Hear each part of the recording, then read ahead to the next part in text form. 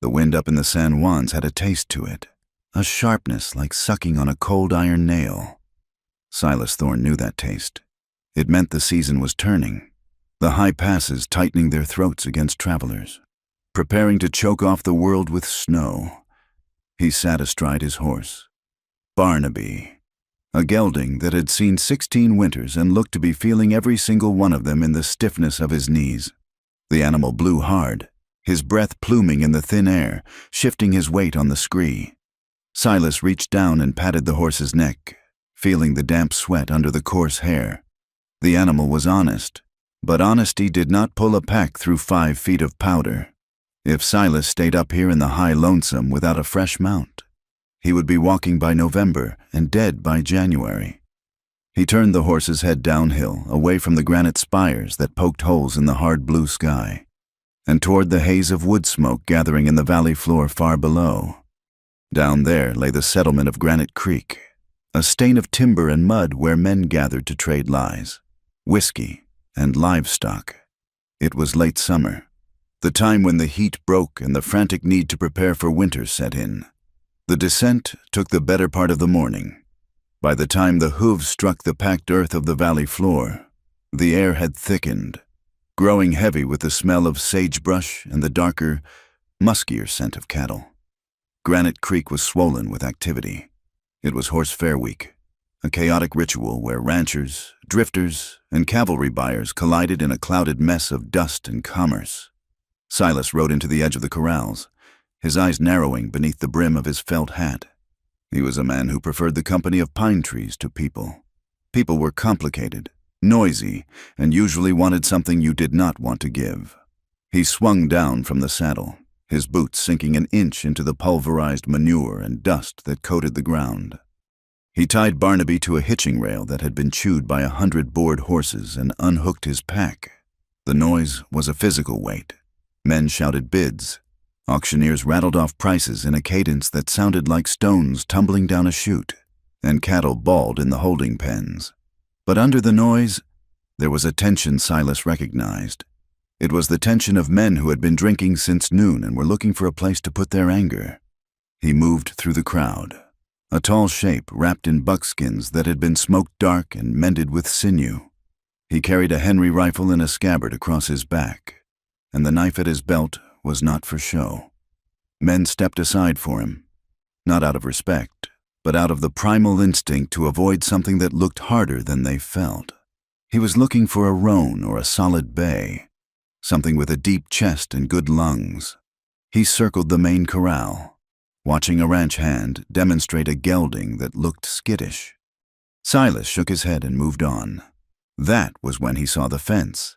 It was a split-rail fence near the secondary corrals, slightly apart from the main auction block. A group of men had gathered there, laughing low in their throats, a sound that made the hair on the back of Silas's neck stand up. He looked past the shoulders of a dusty cowpuncher and saw what they were looking at. A woman was sitting on the top rail. She was not resting. She was perched there, hands folded in her lap, boots hooked on the lower rung, sitting with a stillness that was unnatural. She wore a faded calico dress that had been scrubbed until the pattern was a ghost of what it used to be, and a man's oversized coat was draped over her shoulders. She looked at nothing. Her eyes were fixed on the horizon, somewhere past the heads of the men staring at her, past the mountains, past the world. Silas stopped. The sight hit him wrong. It felt like a trapped jaw snapping shut on a boot. It was the placement of her, displayed like a saddle, like a heifer. He stepped closer, his movement quiet. "You fellas looking to buy or just looking?" a voice boomed. Silas shifted his gaze to the speaker. A man stood by the fence post, leaning back with a proprietary arrogance. He was dressed better than the drovers, in a black vest and a clean white shirt that was already staining with sweat at the collar. His face was broad, red from sun and drink, with a mustache that hid a mouth accustomed to smiling without mirth. This was Marcus Vane. Silas knew the name, though they had never spoken. Vane ran the biggest spread in the lower valley, a man who used the law like a bludgeon to widen his fences. Beside Vane stood a clerk, a small man with ink-stained fingers and a ledger clutched to his chest like a shield. She is a worker, Vane said, his voice carrying over the crowd. Good cook, washes, mends. But she has got a debt to settle. A heavy debt. I am looking to sell her contract to a man who can handle the interest. Silas looked back at the woman. She did not flinch at the words. She did not look at Vane, but Silas, who had spent 20 years watching elk and cougar, saw the tells. He saw the way her jaw was clamped so tight the muscle leaped under the skin. He saw the shallow, rapid rise and fall of her chest. She was terrified. She was a trapped animal waiting for the hammer. He stepped into the circle. The other men glanced at him, then looked away, uneasy. "What is the debt?" Silas asked. His voice was gravel, low and scraping. Vane turned his eyes to Silas. They were cold eyes, pale as winter ice. "Room and board," Vane said, "for 6 months, plus advances on wages she never earned. Transportation fees from St. Louis. The cost of the clothes on her back." It was a lie. Silas knew it, and every man standing there knew it. It was the oldest trick on the frontier. You get a person alone, without family. You charge them for the air they breathe until they owe you their life. And then you find a judge who owes you a favor to stamp the paper. It was slavery by another name, dressed up in ink and legal words. "Let me see the book," Silas said. Vane chuckled. A dry, rattling sound. The clerk took a half-step back. "The book is legal. Friend." Vane said, "Stamped by the circuit judge this morning. Sarah here signed her mark. Didn't you—" "Sarah?" The woman, Sarah, did not answer. She kept her eyes on the distance. Silas moved until he was standing next to the fence, close enough to smell the lye soap on her skin and the fear radiating off her like heat. He looked up at her. "You signed that paper?" he asked quietly. She shifted her gaze. Just for a second. Her eyes were dark, intelligent, and filled with a profound exhaustion. "I made a mark," she said. Her voice was flat, drained of all inflection. He held my hand and guided the pen. It was a warning. She was telling him to walk away. She was telling him that hope was a dangerous thing to bring into this circle, and she wanted no part of it. Silas felt a cold anger rising in his gut. It was not the hot, blinding rage of a younger man. It was the cold, calculating anger of a man who knows that fighting a bear requires a plan, not just a shout. He looked at Vane. "How much?"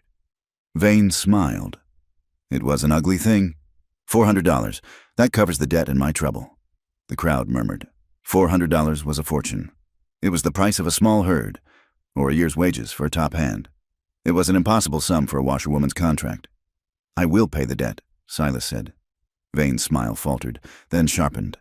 "You will pay it?" "I will pay it to the court," Silas said. "Clear the books." She walks away.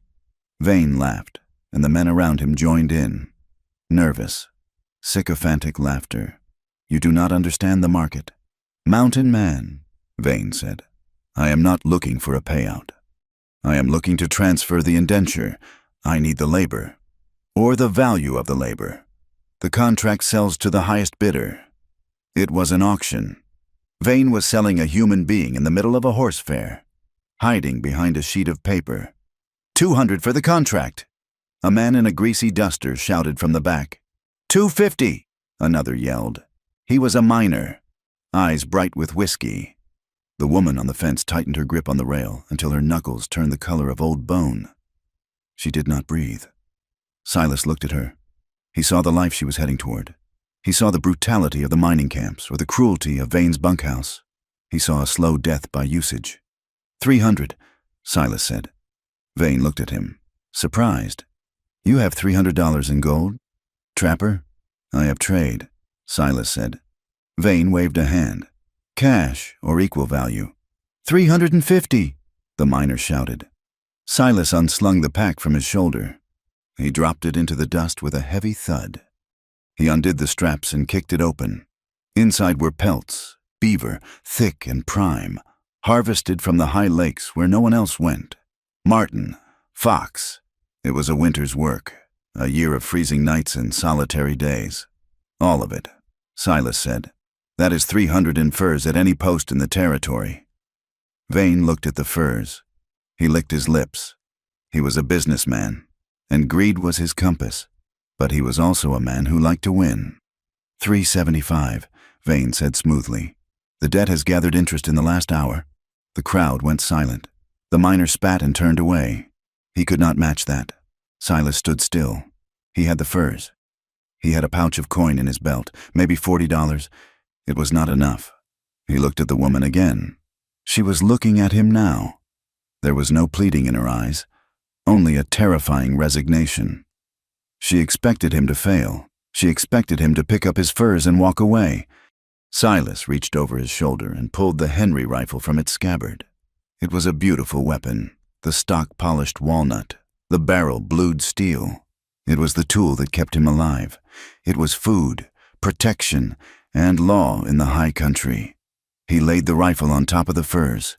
The rifle and the furs, Silas said, and the coin in my pocket, $420 value. Vane stared at the rifle. He knew quality. He looked at Silas, trying to find the bluff. There was no bluff. Sold, Vane said. The word hung in the dusty air. Vane gestured to the clerk. Write it up. Transfer the indenture to Mr. What is your name? Thorne, Silas said. Transfer the contract to Mr. Thorne. The clerk scribbled frantically. He tore the sheet from the ledger and handed it to Vane. Vane signed it with a flourish, then held it out to Silas. She is yours. Thorne. Mind she does not run. She has a habit of running. Silas did not look at Vane.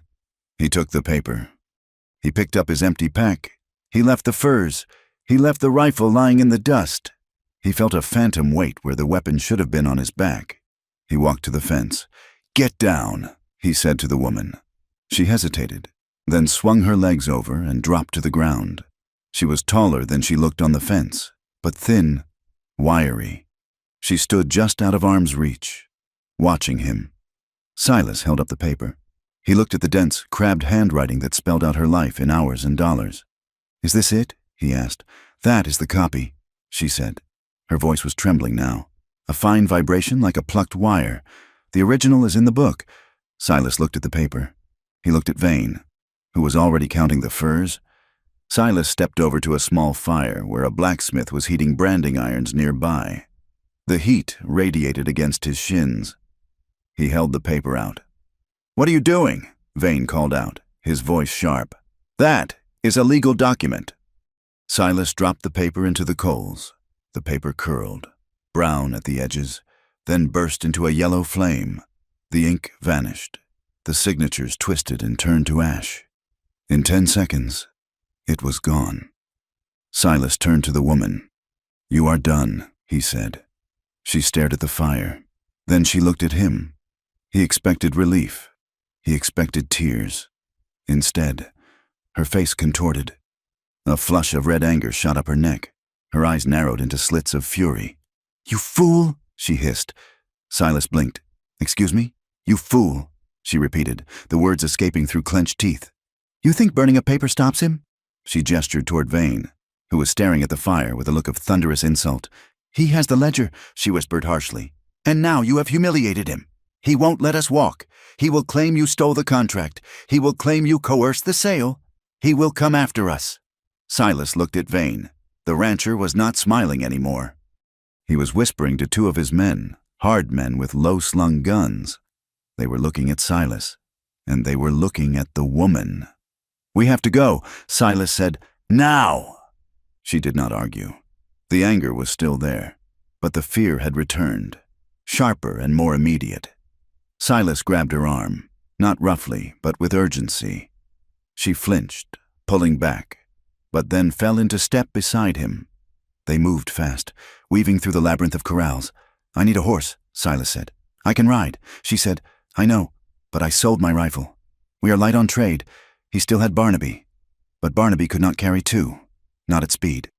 Silas went to a trader he knew, a man named Jensen, who owed him a favor for a guided hunt 3 years back. Jensen, Silas said, walking up to the man's wagon. I need that favor. Jensen looked at Silas, then at the woman, then at the commotion starting to ripple out from where Vane was standing. You stirred up the hornet's nest. Silas, Jensen said quietly. I need a horse. A strong one, and I have got no coin left." Jensen sighed. He pointed to a sturdy dun mare tied to the wheel. "Take her. She is green, but she has got heart. But you get out of here. Vane is already gathering a posse. He is saying you threatened him." Silas nodded. He untied the dun. He checked the cinch on Barnaby. "Get up," Silas said to the woman. She put a foot in the stirrup of the dun and swung up. She rode with a natural grace, her back straight. "What is your name?" Silas asked, swinging onto Barnaby. "Clara," she said. "Clara Reed. Ride fast. Clara," Silas said. They kicked the horses into a trot, then a lope, threading their way out of the crowded fairgrounds. As they hit the edge of town, Silas looked back. 3 riders were mounting up near the corrals. Dust was rising.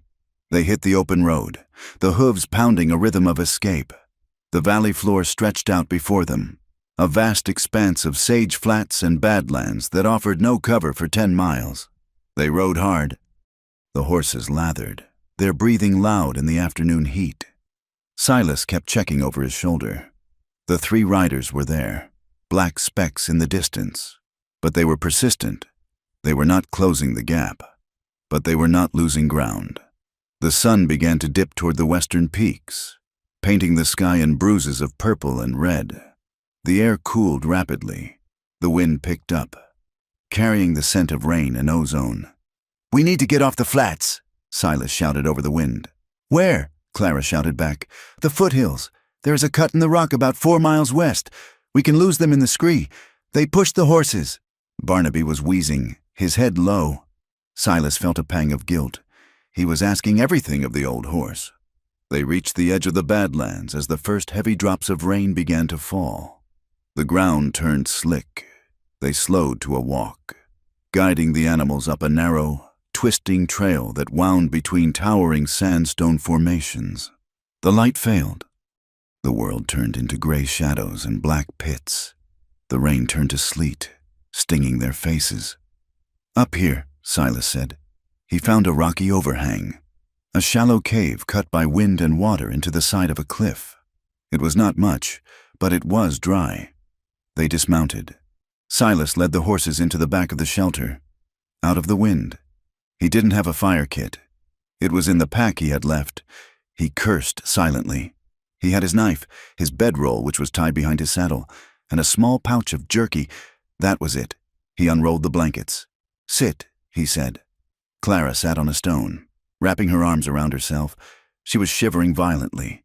The adrenaline was wearing off, leaving room for the cold to bite. Silas draped a blanket over her shoulders. She stiffened, but did not pull away. "They aren't going to stop, are they?" she asked into the darkness. "No," Silas said. "Not tonight. The storm will hold them down in the valley. They won't track us in this mud." "But tomorrow is tomorrow." He sat opposite her, his back against the stone wall. He could barely see her face in the gloom, just the pale shape of it and the dark hollows of her eyes. "Why did you do it?" she asked. Her voice was steady now, but quiet. Silas chewed on a piece of jerky, thinking, why had he? He had gone for a horse. He had ended up with a fugitive woman and a bounty on his head. "I don't like traps," Silas said simply. She let out a short, bitter sound that might have been a laugh. "You just stepped into a bigger one," she said. "Vane owns the sheriff. He owns the judge. You didn't buy my freedom, Mr. Thorne. You just bought a share of my trouble." Silas looked out at the curtain of sleet falling across the mouth of the cave. He missed the weight of his rifle. He felt naked without it. "Where are you from?" "Clara?" he asked. She hesitated.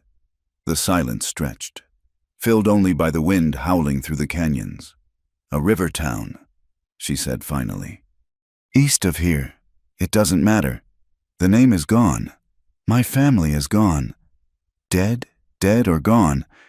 Same thing in the end." She pulled the blanket tighter.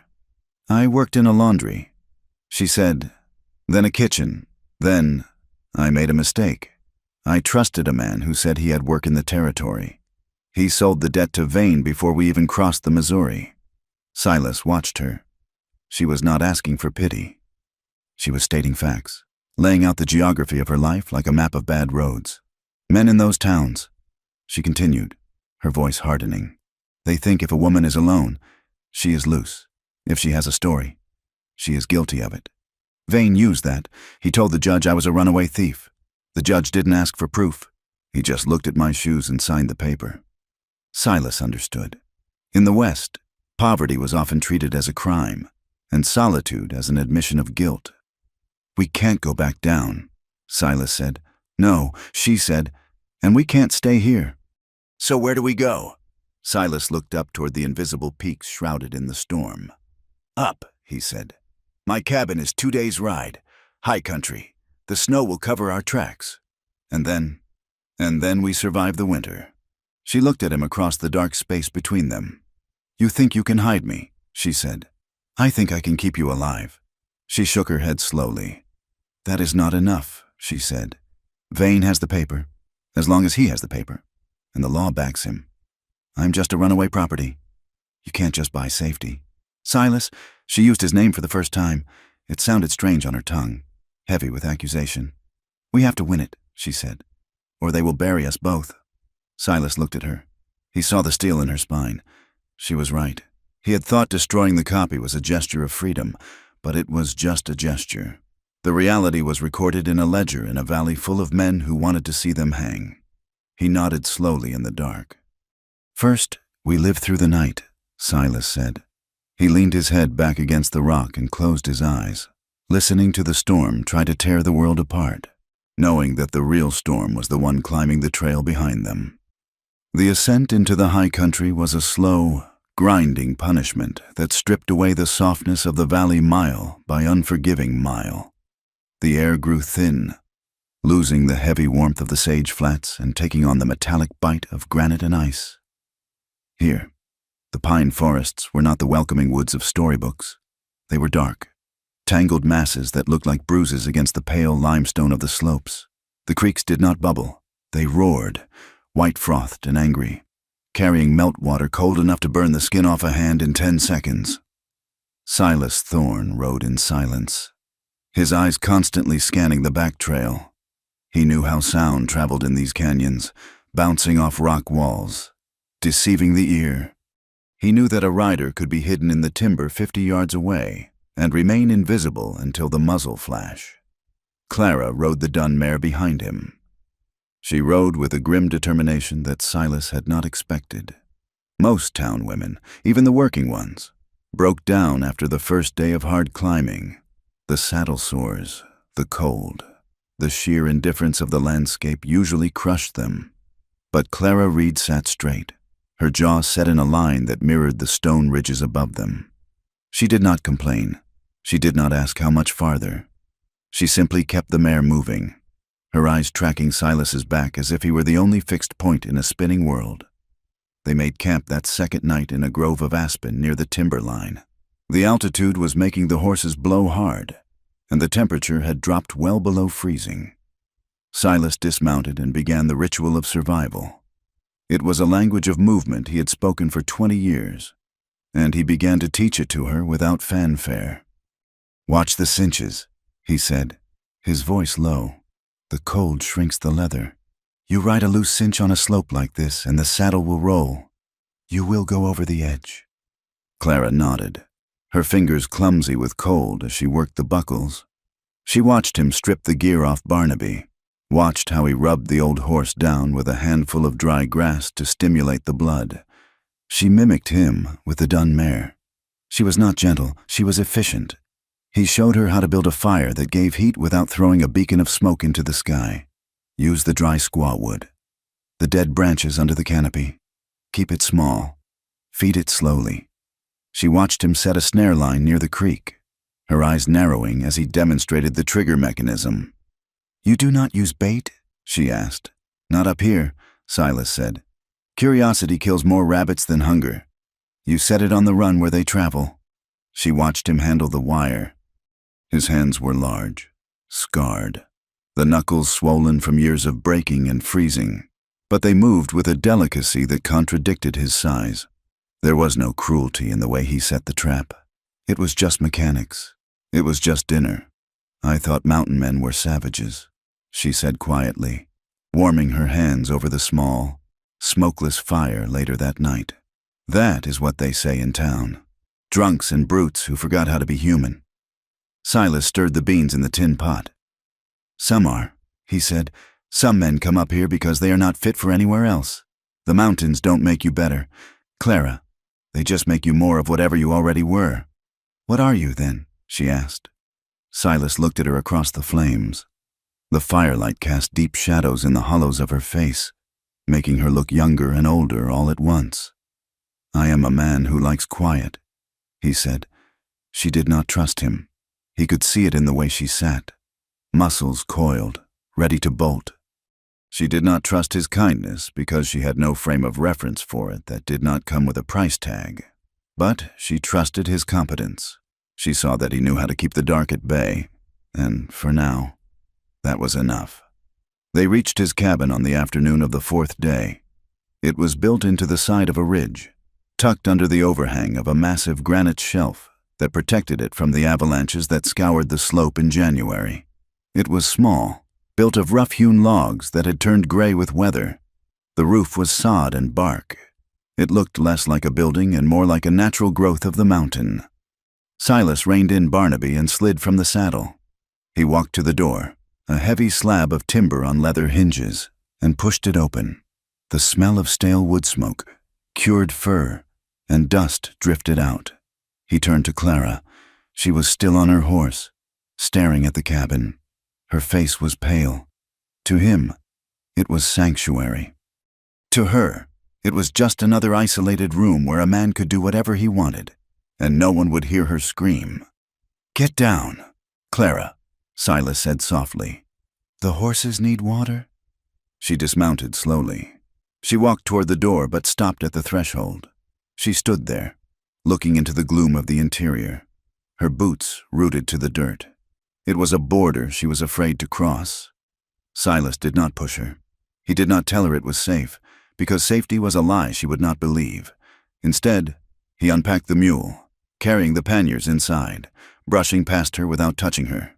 He lit a lantern and hung it from a hook in the low rafters. The light pushed back the shadows, revealing a single bunk built against the wall, a cast-iron stove, a table with one chair, and walls lined with traps and tools. He turned to face her. She was still in the doorway, silhouetted against the gray sky. Silas walked to the table. He pulled a knife from his belt, not his main hunting knife, but a smaller, sharp blade with a bone handle. He set it on the table. Then he pointed to the bunk. You sleep there, he said. He pointed to the floor near the stove. I sleep there. He looked her in the eye, his voice flat and hard, stripping away any ambiguity. The door has a bar on the inside. He said, you can drop it when you sleep. If you want to leave, the horses are outside. If you want to stay, you work. But understand this. Clara Reed, there is no debt here. I did not buy you. I bought a fight with Marcus Vane, and that is my own business. You owe me nothing. Not coin, not work, and not your body. He gestured to the knife on the table. Keep that on you, he said. If I ever forget what I just said, you use it. Clara looked at the knife. Then she looked at him. Her chest rose and fell in a shuddering breath. She stepped inside, the floorboards creaking under her weight. She picked up the knife, testing its weight, and slipped it into the pocket of her coat. I will take the bunk, she said. That first week, the silence in the cabin was thick enough to choke on. They moved around each other like two stray dogs in a small alley, wary of teeth. The nightmares began on the second night. Silas was sleeping on his bedroll near the stove, the dying embers casting a dull red glow on the floor. He woke instantly at the sound, a sharp, strangled gasp, followed by the thrashing of limbs against the wooden bunk. He sat up, hand automatically going to the revolver near his head. Clara was fighting invisible hands. She was tangled in the wool blanket, kicking out, whimpering words that made no sense. No, she whispered. No, please, the book. The book is wrong. Silas stood up. His instinct was to go to her, to shake her awake. But he stopped. He remembered the look in her eyes at the horse fair. He remembered the way she flinched when he moved too fast. If he touched her now, in the dark, caught in her terror. She would not see a rescuer. She would see another attacker. He grabbed the chair from the table and dragged it to the middle of the room, halfway between the stove and the bunk. He sat down heavily, letting the wood scrape against the floor. "Clara," he said. His voice was calm, pitched low. "You are in the high country. You are safe."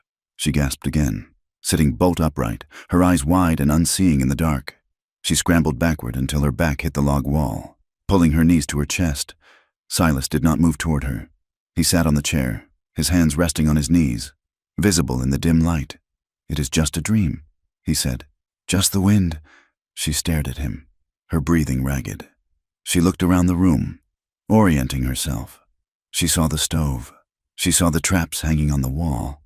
She saw the man sitting 10 feet away, making no move to close the distance. He wasn't touching her. He wasn't demanding she calm down. He was just present. He was a solid fact in a world of shifting terrors. "I am sorry," she whispered, her voice cracking. "Don't be," Silas said. "Go back to sleep. I will watch the door." He stayed in the chair until dawn broke, gray and cold through the single greasepaper window. He learned something that night, and she learned it too. That comfort didn't always mean being held. Sometimes, comfort was just knowing that the person in the room with you wasn't going to take anything from you. 2 weeks later, the world tried to find them. The snow hadn't come yet, but the air smelled of it. Silas was outside, splitting stove wood, the rhythm of the axe echoing off the cliffs. Clara was inside, mending a tear in his canvas coat. Silas stopped mid-swing. He heard the click of a horseshoe on stone. It was distant, down the trail, but it was distinct. He dropped the axe and moved to the door. "Get your things," he said. "Hide them under the floorboards." Clara didn't ask questions. She moved with the speed of the frightened. She shoved her small bundle of clothes and the mending kit into the crawl space beneath the loose plank Silas had shown her. She smoothed the rug over it. "Get in the loft," Silas said. "Stay quiet. Do not move unless I tell you." She scrambled up the ladder to the small storage loft above the rafters, burying herself behind a stack of cured hides. Silas stepped back outside, picking up his axe. He resumed splitting wood, his back to the trail, his muscles loose but ready. The rider appeared 10 minutes later. It wasn't Vane's men. It was a man on a mule, wearing a black coat that was green with age and dust. He wore a flat-brimmed hat and carried a Bible in a saddlebag that looked like it held more whiskey than scripture. It was Reverend Caldwell, a circuit rider who traveled the mining camps, preaching salvation for $1 and burying the dead for $2. "Afternoon, brother," Caldwell called out, his voice oily and loud. Silas buried the axe head in the stump and turned. "Afternoon. Reverend, you are a hard man to find. Thorn, I haven't seen you at the post in a year. I like it that way," Silas said. Caldwell dismounted, stretching his legs. He looked around the clearing, his eyes darting like lizards. He was looking for whiskey, or food, or sin. "Mighty long ride up here," Caldwell said. "I'm heading over the pass to Silverton. Thought I might beg a cup of coffee." Silas gestured to the stump. "I have water. Coffee is for trading." Caldwell chuckled, but it was a dry sound. "You always were a charitable soul." He sat on the stump, wiping his forehead with a dirty handkerchief.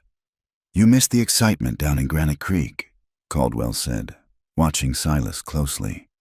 "I heard there was a fair," Silas said, leaning against the cabin wall, blocking the door. "Oh, more than a fair. A scandal. A kidnapping." Silas kept his face stone. "Is that so?" "Yes, sir. Marcus Vane. You know him. Righteous man. Pillar of the valley. He had a contracted worker stolen right out from under him. A woman. A thief, they say. Robbed his house and then ran off with a mountain drifter." The story had already twisted. Vane was smart. He knew that in the West. Truth was just the story that got told the loudest. By making Clara a thief, he justified the hunt. By making Silas a kidnapper, he justified the hanging. "They got posters up all the way to Durango," Caldwell continued. $500 for the man, $200 for the woman's return. They say the man is a brute. Forced her away at gunpoint. Silas felt a muscle in his jaw jump. He forced it still. Sounds like bad business, Silas said. Terrible business. Caldwell agreed. Sheriff is deputizing men. Vane has got hired guns scouring the foothills. They say they will hang the man on sight. No trial, just frontier justice. Caldwell stood up. He walked toward the cabin door. You wouldn't have seen anyone pass this way, would you? Thorne, a man and a woman, maybe looking for shelter? Silas didn't move. He stood in the doorway, his shoulders filling the frame. He looked down at the preacher. I see elk, Silas said. I see wind. I don't see people. And I don't like visitors who ask too many questions. Caldwell stopped. He looked at Silas's eyes, then at the axe resting in the stump. He took a step back. Just asking. Brother, just doing the Lord's work. Trying to bring a lost lamb home. She is not lost if she ran, Silas said. Caldwell's eyes narrowed. He smiled, and it was a smile full of rotten teeth and malice. Well, I best be moving on. Silverton won't wait. He mounted his mule. He tipped his hat. Watch yourself. Thorne, the mountains are getting crowded. Silas watched him ride away. He watched until the mule disappeared around the bend in the trail.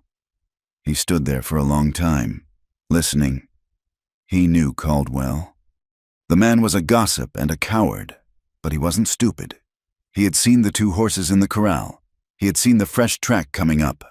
Silas went inside. You can come down, he said. Clara climbed down from the loft. She was shaking. He knows. She said, he suspects, Silas corrected. He will tell them. Yes, he will sell the information for a bottle of rye in the next town. Silas paced the small room. He was torn. Part of him wanted to ride after Caldwell and ensure his silence. That was the old way, the violent way. But killing a preacher, even a crooked one, brought a kind of heat that never cooled down. We have time, Silas said. He has to get to Silverton. Then word has to get back to Vane. We have 3 days, maybe 4. And then? And then we will have company. The threat tightened the air in the cabin, but it also dissolved the distance between them. They were no longer just two people sharing a roof. They were co-conspirators in a siege. Routine became their language of intimacy. They cooked together, shoulder to shoulder at the small stove. Silas mended a bridle while Clara readied the furs he had trapped. One evening, a storm rolled in, burying the cabin in wind and sleet. The fire was the only light in the world. Clara sat on the rug, greasing her boots. Silas was sharpening his knife. Why did you never marry? Clara asked suddenly. Silas paused, the blade hovering over the whetstone. I am not built for a town, he said, and women don't live long up here unless they are born to it. You think I won't live long? Silas looked at her. Her hands were rougher now, her face thinner, but there was a fire in her eyes that hadn't been there before. I think you are harder than you look. Clara, she smiled. A small, fleeting thing. I used to think love was about being chosen, she said softly. Back in the river town, I saw the girls getting married, walking into houses their husbands bought. I thought that was safety. I thought that was what I wanted, to be picked. She looked at the fire. Then I learned. She said, being chosen just means you are the one they want to own. Vane. He chose me. He picked me out of a line of girls at the agency. He said I had good teeth and a strong back, like I was a mule. Silas felt a familiar darkness curl in his gut. Ownership isn't love, Silas said. It is just hunger with a contract. Clara looked at him. You are a violent man. Silas, I've seen how you look at the trail. I saw how you looked at the preacher. Silas set the knife down. I was a scout for the army, he said, before I came up here, down in the territories, Arizona, New Mexico. He looked at his hands. We were supposed to be keeping the peace, protecting settlers, but mostly we were just clearing the land for men like Vane. I killed men who were defending their homes because a map said it wasn't their home anymore. He looked up at her, his eyes bleak. I killed a man in a bar in Tucson. He was drunk. He drew on me. It was self-defense. The law said, but I knew him. I knew he had a wife. I knew he was just scared and angry. I put a bullet in his chest because I was faster, not because I was right. He leaned forward, the firelight catching the gray in his beard. I came up here because I am good at harm. Clara, that is my trade. I can keep you alive. I can kill anything that comes through that door. But don't mistake that for goodness. I am just a weapon you are using to survive. Clara stood up. She crossed the small space between them. She stopped in front of him. She reached out and took his hand. The hand that had killed men, the hand that set traps. Her fingers were cool and rough. A weapon doesn't destroy a contract to save a stranger, she said. She squeezed his hand. It was an electric touch, terrifying and tender. Silas felt his heart hammer against his ribs. He wanted to pull her into him. He wanted to bury his face in her hair and forget the wind outside. But he didn't. He looked at her, seeing the fragility she was trying to hide and the strength she was trying to build. If he touched her now, if he took what he wanted, he would be just another man taking something from her. He gently pulled his hand away. Get some sleep. Clara, he said, his voice rough. She looked at him for a moment longer, her eyes searching his. Then she nodded. She went to her bunk, but the air between them hummed with the things they hadn't done. 3 days later, the wolves arrived. It was mid-morning. Silas was checking the perimeter, a habit he couldn't break. He found the sign a half-mile down the ridge. Shod hooves. 3 riders. They had stopped, checked the ground, and moved on. They were circling. Silas ran back to the cabin. They are here, he said. Clara dropped the pan she was holding. How many? 3? Maybe more behind them. They are circling high to cut off the escape route. He grabbed his gear. He grabbed the old Henry rifle he had, not the one he sold, but an older, rusted spare he kept under the floorboards. It fired, but it wasn't accurate past 100 yards. Stay here, he commanded. Bar the door. Do not open it for anyone but me. Where are you going? I am going to draw them off. I will lead them into the ravine to the east. It is a box canyon. I can pin them down there. No, she said, grabbing his arm. That is suicide. It is tactics, he said. If they find the cabin, they burn it. If they burn it, we freeze. I have to take the fight to them. He pulled away from her and slipped out the door. Silas moved through the timber like a ghost. He found the riders' tracks and followed them. He let himself be seen, just a flash of buckskin against the dark trees. He fired a shot into the air. The crack echoed like thunder. Hey, he shouted. Over here, you paid for bastards. He heard a shout in return. A bullet chipped the bark off a pine tree inches from his head. Silas ran. He led them away from the cabin, scrambling over slick rocks, diving through brush. He led them toward the ravine, a narrow slash in the earth filled with scree and deadfall. He dropped behind a fallen log at the mouth of the ravine. He saw them coming, 3 men in dusters, rifles ready. They were confident. They thought they had him cornered. Silas waited. He aimed at the rock face above them. He fired. The bullet struck the loose shale. A slide of rock cascaded down, spooking their horses. The men fought for control.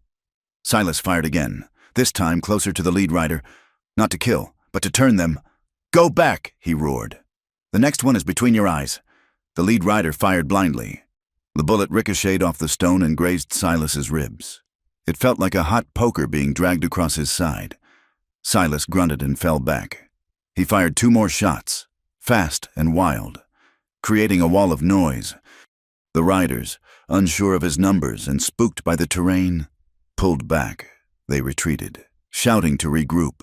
Silas waited an hour, clutching his side, watching the trees. When he was sure they were gone, or at least pulled back to the valley to wait for reinforcements, he made his way back to the cabin. He stumbled through the door, his face gray. Clara was there in an instant. She saw the blood soaking his shirt. My God, she whispered. She didn't panic. She helped him to the chair. She cut the shirt away.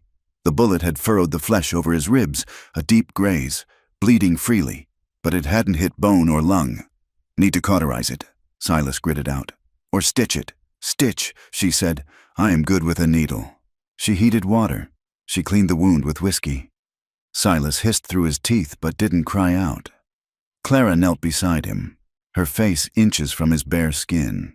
She worked the needle with steady hands, sewing the jagged edges of his skin back together. Silas watched her. He smelled her scent, wood smoke and sweat and something sweet like dried grass. He felt her breath on his side. She finished and tied the knot. She taped a clean rag over it. She looked up. Her eyes were wet, but her face was fierce. "You almost died," she said. "Part of the job," Silas murmured. She stood up, her hands resting on his shoulders. The touch was grounding. "You are not a job, Silas, and I am not a job." She leaned in. For a second, he thought she would kiss him. He wanted her to. The adrenaline and the pain had stripped away his defenses. He leaned toward her, but she stopped. She pulled back just an inch. "Not like this," she whispered. "Not while we are running. I won't be another thing you take because you are hurting, and I won't use you just to feel safe." Silas nodded, respecting the line she drew. "You are right," he said. He stood up, wincing. He walked to the window. The sky was heavy, a solid sheet of lead. As he watched, the first flake of snow drifted down, then another, then a curtain of white. "It is starting," Silas said. Clara joined him at the window. "Winter." "Yes, and the pass." Silas turned to her. "We can't stay here. Clara, Vane's men know where we are now. They will come back with more guns. They will burn us out. And if we run, the pass is closing. 2 days, and it will be impassable. If we stay, we are trapped. If we go, we have to go down, toward the towns, toward the law." Clara looked at the snow falling. "Erasing the world. We have to go to the territorial seat," she said, "to Denver, or Santa Fe, somewhere with a real judge." "We need proof," Silas said. "We need the ledger." She said, "The real one."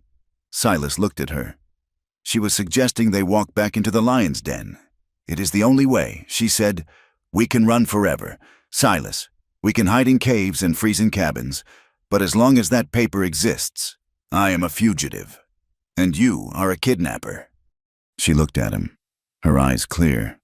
"I want my name back." Silas looked at the snow, accumulating on the sill. He looked at his rifle. He looked at the woman who had bought his soul with a look across a horse fence.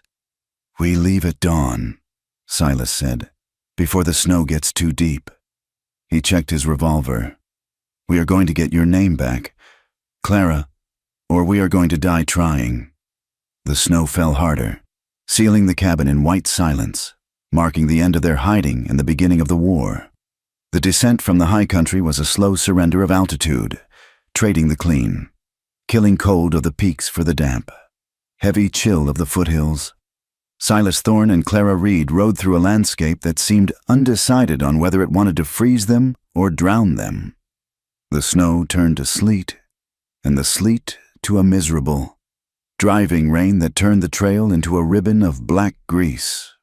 They followed the spine of a windswept ridgeline, the pines thinning out into scrub oak and sage, wolf tracks, fresh and massive, wove in and out of their own hoof prints, a reminder that they were not the only hunters moving toward the valley floor.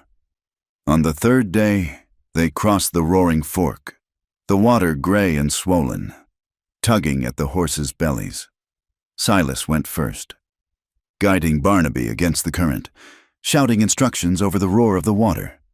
Clara followed, her face set in a grim mask, her hands white on the reins.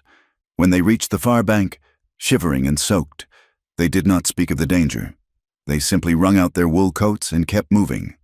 Civilization appeared in fits and starts.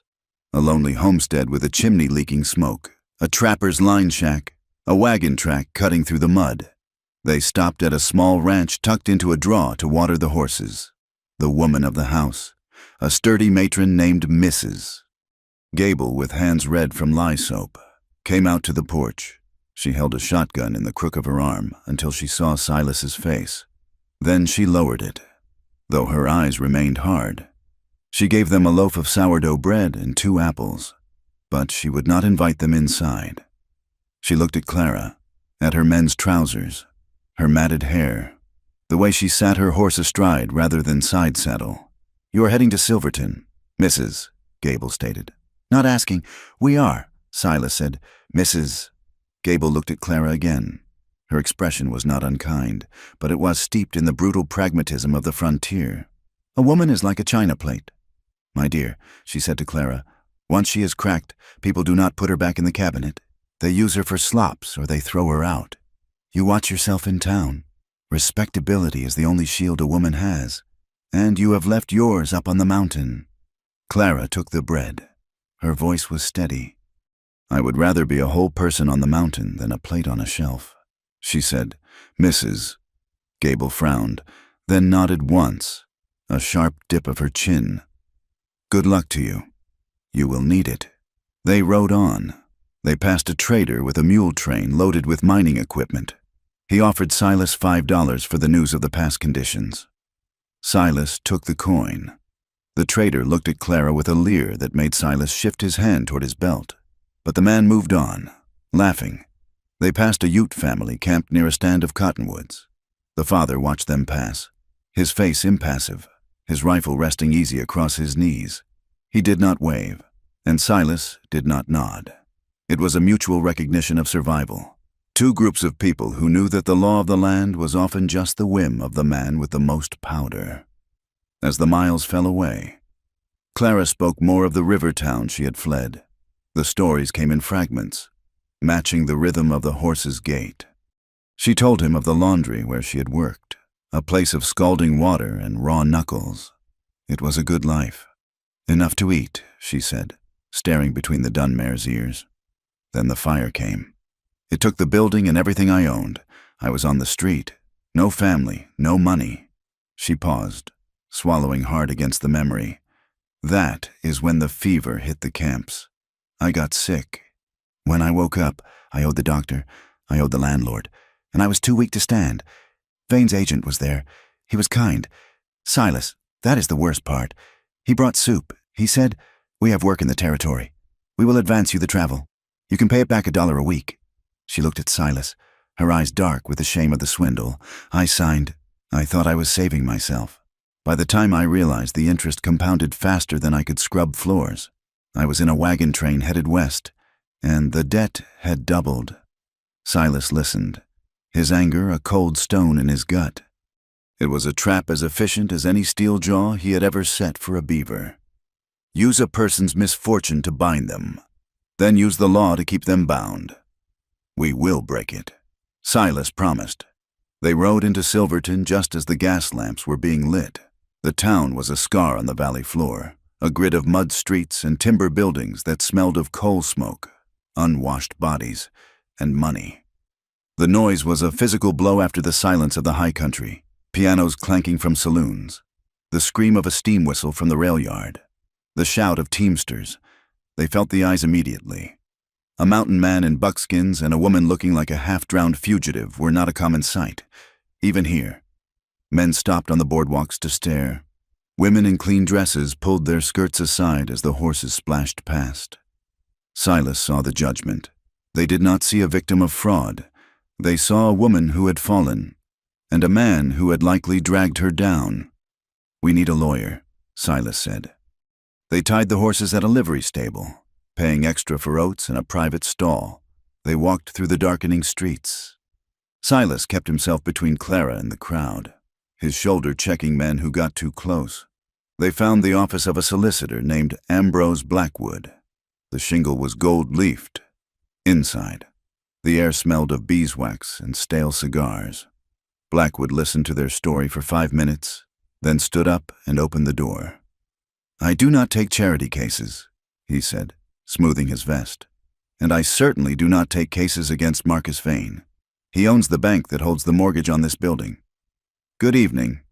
They were turned away from a second lawyer, a young man who laughed and asked if Clara had perhaps enjoyed her time in the wilds a bit too much to claim kidnapping.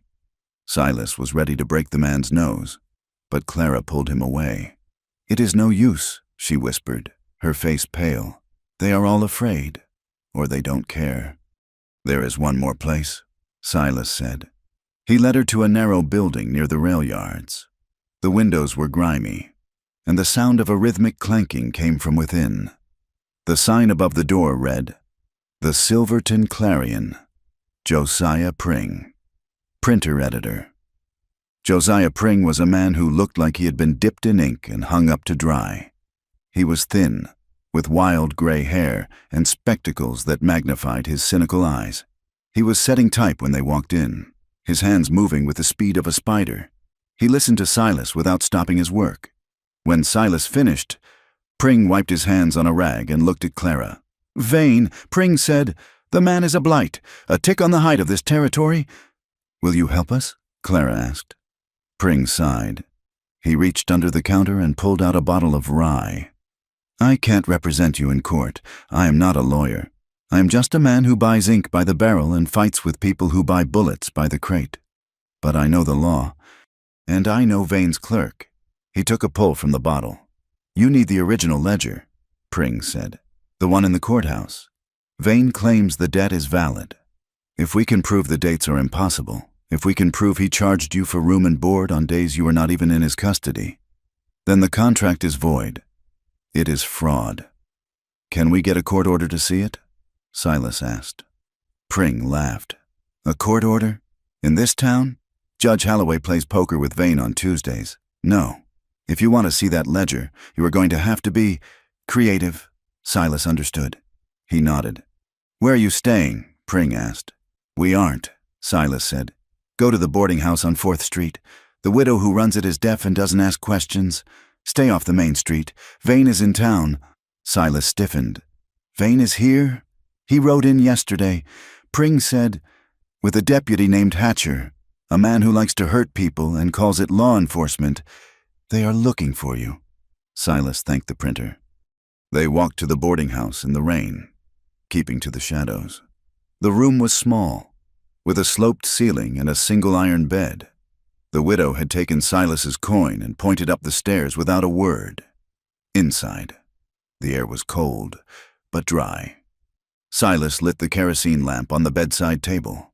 The yellow light pushed back the gloom, creating a small, intimate circle of warmth. Clara stood by the window, looking down at the muddy street. She was shivering, not from cold, but from the accumulated weight of the stares she had endured all day. "I saw how they looked at me. Silas," she said softly, "like I was something spoiled." Silas took off his wet coat and hung it on a nail. "They are blind," he said. "Are they?" She turned to face him. "If we go to court, Vane will say I am a whore. He will say I ran off with you to sin. He will drag every mistake I ever made into the light.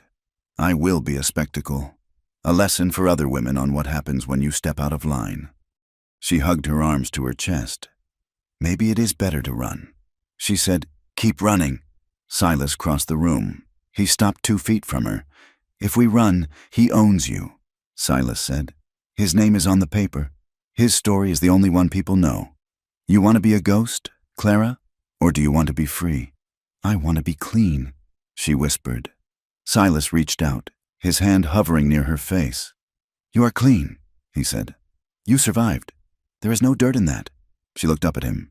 The air in the room shifted. The tension of the chase, the adrenaline of the arrival, the fear, it all coalesced into something sharper, heavier. For weeks, they had lived side by side, sleeping feet apart, bound by survival. But here, in this room with 4 walls and a bed, the survival stripped away, leaving only the man and the woman. Silas saw the pulse beating in her throat. He saw the way her lips parted slightly. "Silas," she said, her voice dropping to a whisper. He stepped closer. The smell of rain and sage on her skin was intoxicating. "I have been afraid of everything for so long," she said. "Afraid of the cold, afraid of Vane, afraid of you."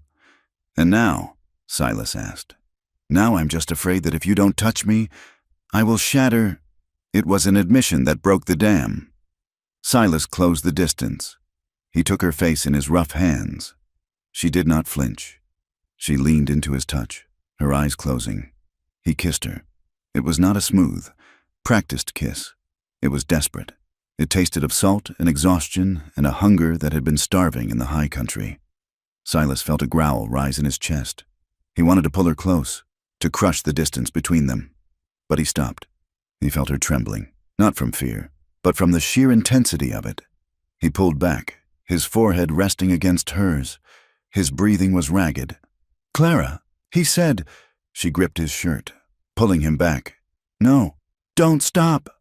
Silas held her shoulders, steadying her. "Listen to me," he said. "I want you. God knows I want you. But I am not vain. I don't take things just because they are there." She looked at him, her eyes wide and dark. "I am not offering because I have to," she said fiercely. "I am choosing." Silas looked at the bed, then back to her. "You are sure?"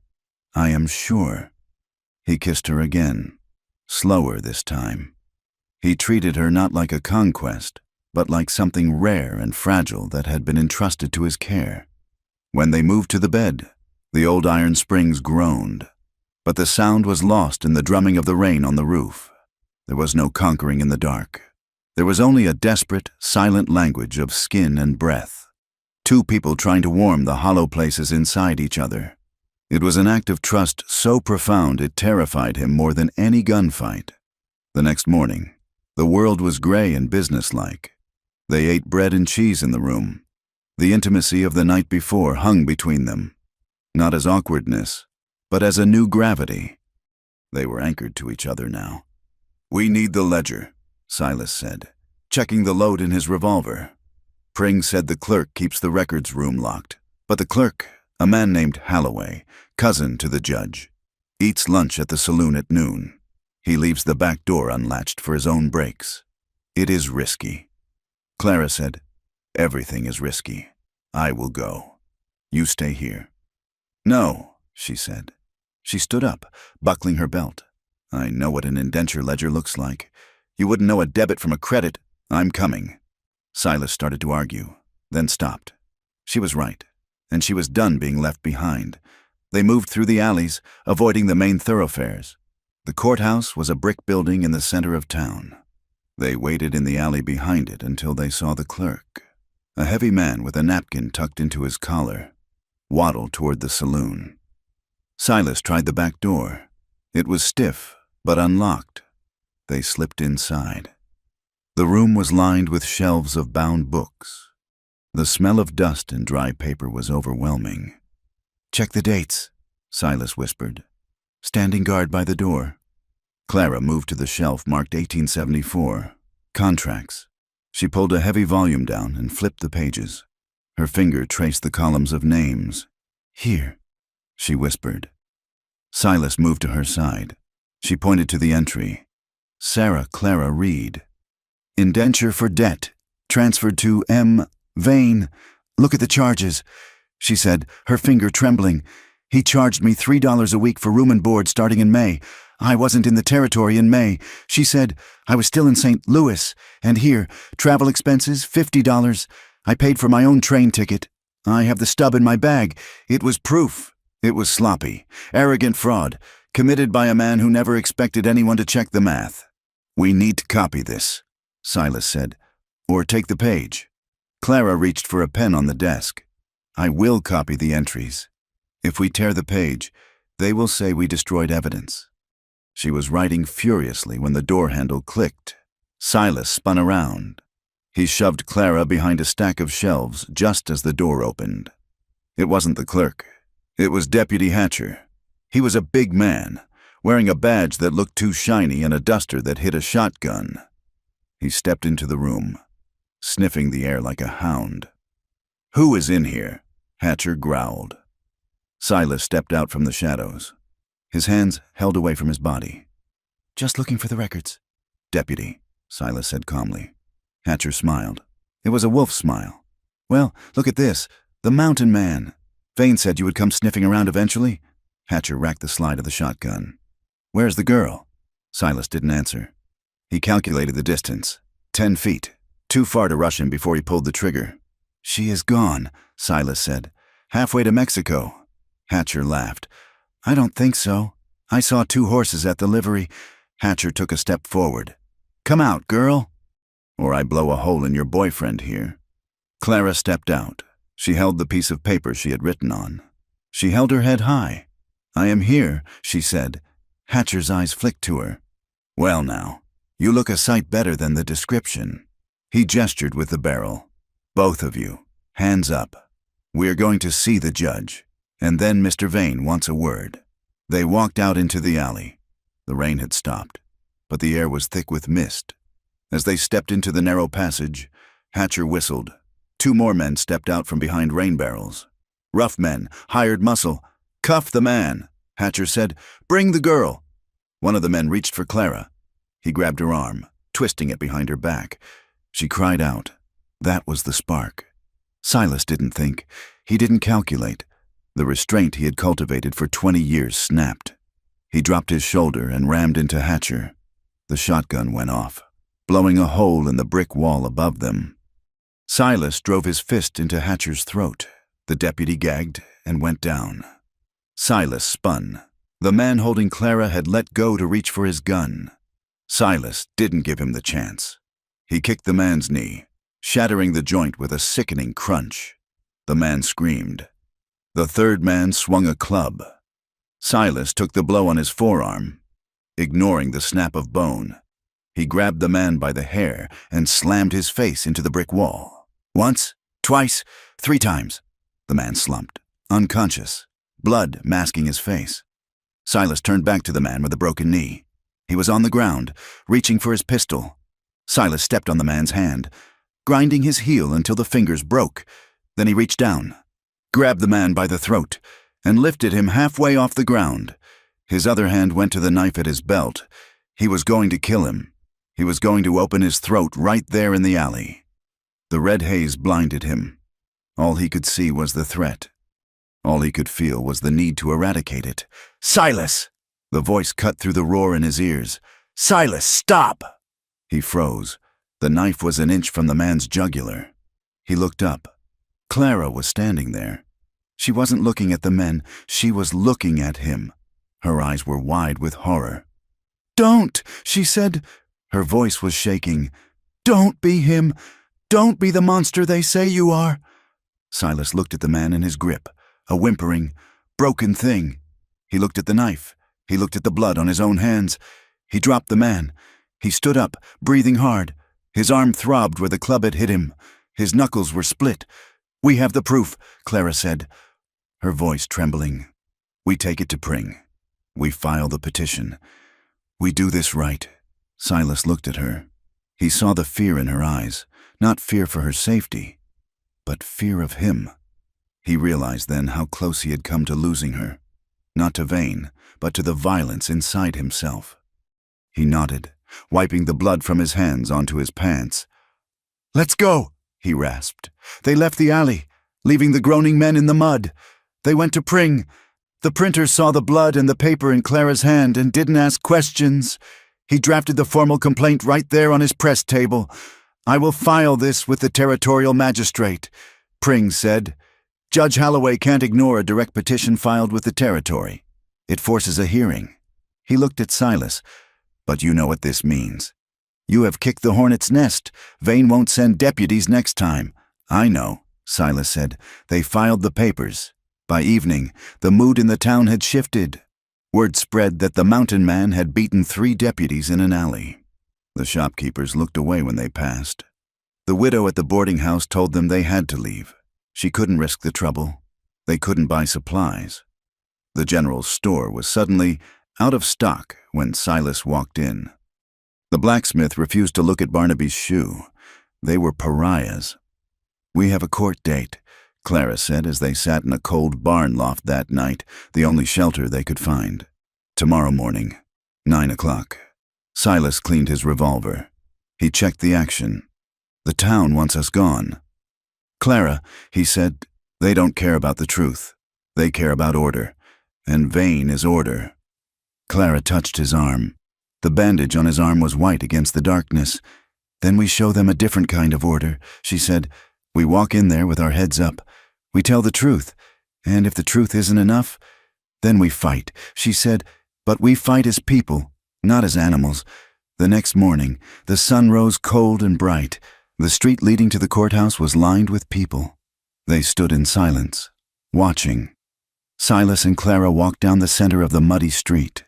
Silas wore his buckskins, his face bruised, his arm in a sling. Clara wore her travel-stained clothes, but she had washed her face and braided her hair. They felt the weight of every stare. It was a physical pressure, a crushing expectation of failure. Vane was standing on the courthouse steps. He was clean-shaven, wearing a fine suit. He looked like a king surveying his subjects. Silas looked at Vane. He felt the familiar itch in his trigger finger. It would be so easy. One shot, end it. But he felt Clara beside him. She was walking with a steady, rhythmic gait. She was not looking at the ground. She was looking straight ahead at the doors of the courthouse. She was the bravest thing he had ever seen. He exhaled, letting the violence uncoil in his chest. He took his hand away from his gun belt. They reached the steps. Vane smirked. "You are walking into a grave. Thorn," Vane whispered as they passed. Silas stopped. He looked Vane in the eye. "Better a grave than a cage," Silas said. He took Clara's elbow. Together, they walked through the heavy oak doors, into the dim, dusty belly of the law, knowing that the paper in Clara's pocket was the only shield they had against a town that was willing to sell its soul for peace. The courtroom was a box of stagnant air, smelling of wet wool, chewing tobacco, and the sour perspiration of men packed too close together. It was a small room on the ground floor of the brick courthouse, dominated by a high bench that placed the judge halfway to the ceiling, looking down on the proceedings like a bored deity. Silas Thorne sat at a small oak table, his body too large for the chair, his knees pressing against the wood. His arm was throbbing in its sling, a dull, rhythmic ache that matched the pounding of the gavel. Beside him sat Clara Reed. She was sitting with a stillness that terrified him. Her hands were folded in her lap, fingers laced so tightly the knuckles were white. She looked at the judge, at the dusty flag hanging limp in the corner, at the fly buzzing against the window pane, anywhere but at the crowd behind them. The room was full. Word had spread through Silverton like fire in dry grass. The mountain man and the runaway were facing Marcus Vane. They had come for the scandal, hungry to see the woman's shame displayed like goods in a store window. Judge Holloway sat behind the bench. He was a man with a face like a dried apple, wrinkled and sour. He shuffled papers, looking annoyed that this matter was disrupting his morning. "Let us have order," Holloway said, his voice scratching through the room. "We are here to hear the petition regarding the contract of one Clara Reed and the counterclaims of Mr. Marcus Vane. Let us keep this brief. I have other matters on the docket." Josiah Pring stood up. The printer looked out of place in his ink-stained apron, which he had swapped for a coat that was 2 sizes too big. He looked nervous, but his eyes behind the spectacles were sharp. "Your Honor," Pring said, "we are here to prove that the contract holding Miss Reed is fraudulent, that the debt was manufactured to enslave her." Vane's lawyer stood up. He was a slick man named Horace Gentry, wearing a suit that cost more than Silas had made in 5 years of trapping. "Objection," Gentry said smoothly. "Enslave is a heavy word. Your Honor, Mr. Vane is a businessman. He extended charity to a destitute woman, and now she refuses to pay the bill. It is a simple matter of debt collection." Vane sat behind his lawyer, looking calm. He caught Silas's eye and offered a small, tight smile. It was the smile of a man who held all the cards and knew the dealer. The proceedings began with Vane's version of the truth. It was a polished, seamless story. Gentry presented papers with flourishes. He called witnesses, men Silas recognized from the horse fair, men who looked like they had been bought with a bottle of whiskey and a silver dollar.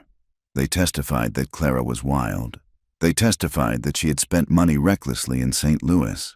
They testified that Vane had been nothing but a benevolent guardian trying to steer a wayward girl onto the path of righteousness. Deputy Hatcher took the stand. He walked with a limp, his face bruised from the alley fight. He glared at Silas. "That man is a menace," Hatcher said, pointing a thick finger at Silas. "He attacked me and 2 sworn deputies. He is a brute. He kidnapped the girl at gunpoint. I saw the fear in her eyes." The crowd murmured. Silas felt the stares burning into his back. Mountain brute, savage, kidnapper. The words hung in the air, thickening the atmosphere. Silas kept his face stone. but under the table. His hand clenched into a fist. He wanted to stand up and roar the truth, but he knew that a roar was exactly what they wanted. They wanted the bear to growl so they could justify putting it down. Then it was Clara's turn. "Call Clara Reed," Pring said. Clara stood up. She walked to the witness chair. She looked small against the dark wood of the paneling. "State your name," the judge said. "Clara Reed." Pring stepped forward. "Miss Reed, tell the court how you came to be in Mr. Vane's debt." Clara took a breath. It was a shaky sound, barely audible. Then she lifted her chin. "I was working in St. Louis," she said. Her voice was quiet, but it carried, after the fire. "I had nothing. Mr. Vane's agent offered me transport to the territory. He said there was work. He said the debt would be $20.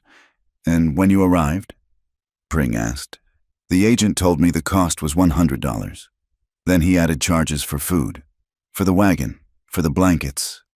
By the time we reached the ranch, he said I owed $300. Gentry stood up to cross-examine. He walked toward her like a wolf circling a lamb. "Miss Reed," Gentry said, "you were alone in St. Louis. Were you not? No family, no husband." "I was alone," Clara said. "And why is that? A woman of virtue usually has connections, unless she has severed them."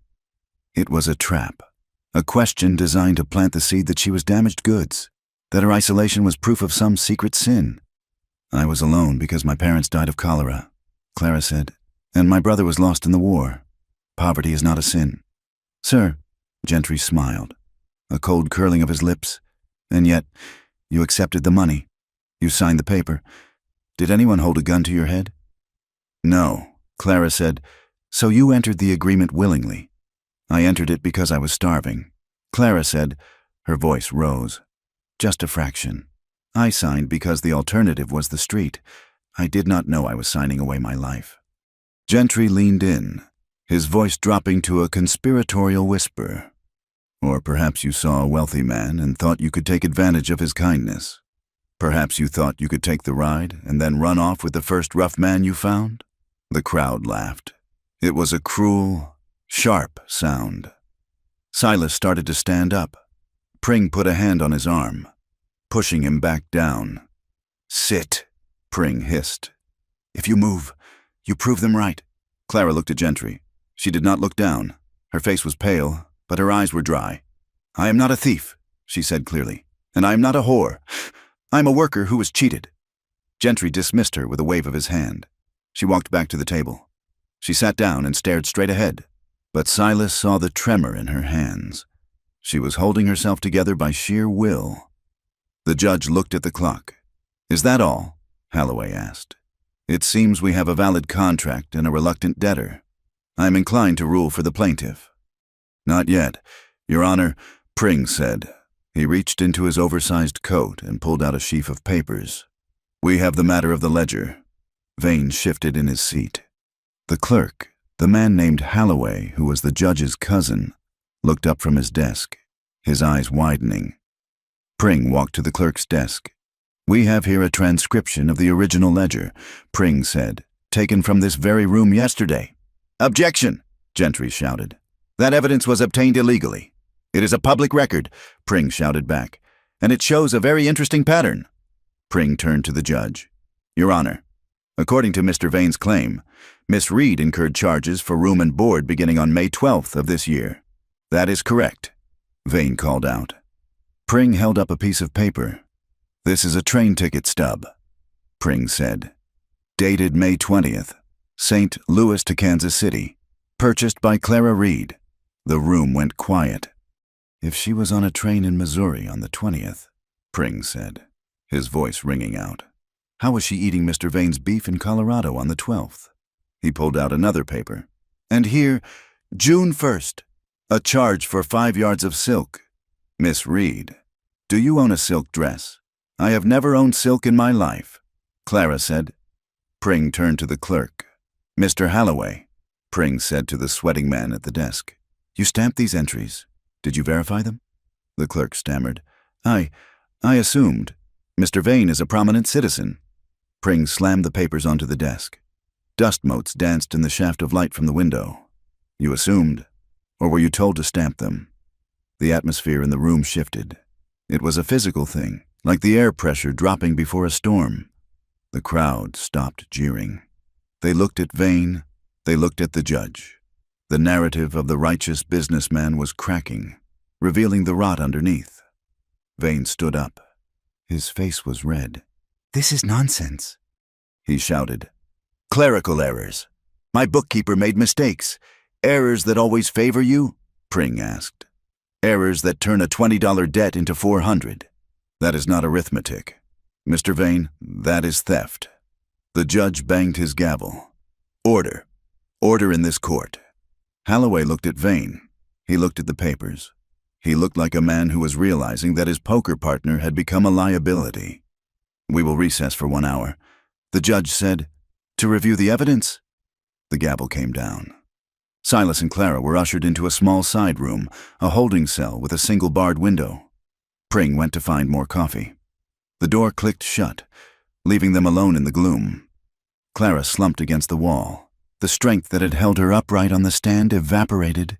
She slid down until she was sitting on the dirty floor, her head in her hands. "They hate me," she whispered. "Did you hear them? They think I am dirt." Silas knelt beside her. He ignored the pain in his arm. "They don't know you," Silas said. "They know what Vane told them." She said. She looked up, her eyes red-rimmed. "Even if we win, Silas, I can't walk down the street. I will always be the woman who was sold." Silas reached out. He hesitated, then placed his hand on her shoulder. "You are the woman who fought," he said. He pulled her toward him. She did not resist. She leaned into his chest, burying her face in the rough buckskin of his shirt. He wrapped his good arm around her, holding her tight. It was a moment of quiet in the center of the whirlwind. Outside, the town was arguing. Money was changing hands, and men were loading guns. But in here, there was only the sound of their breathing. It wasn't a desperate clutch for safety like it had been in the mountains. It was something deeper. It was an affirmation. "I am here," Silas said into her hair. "I am not going anywhere."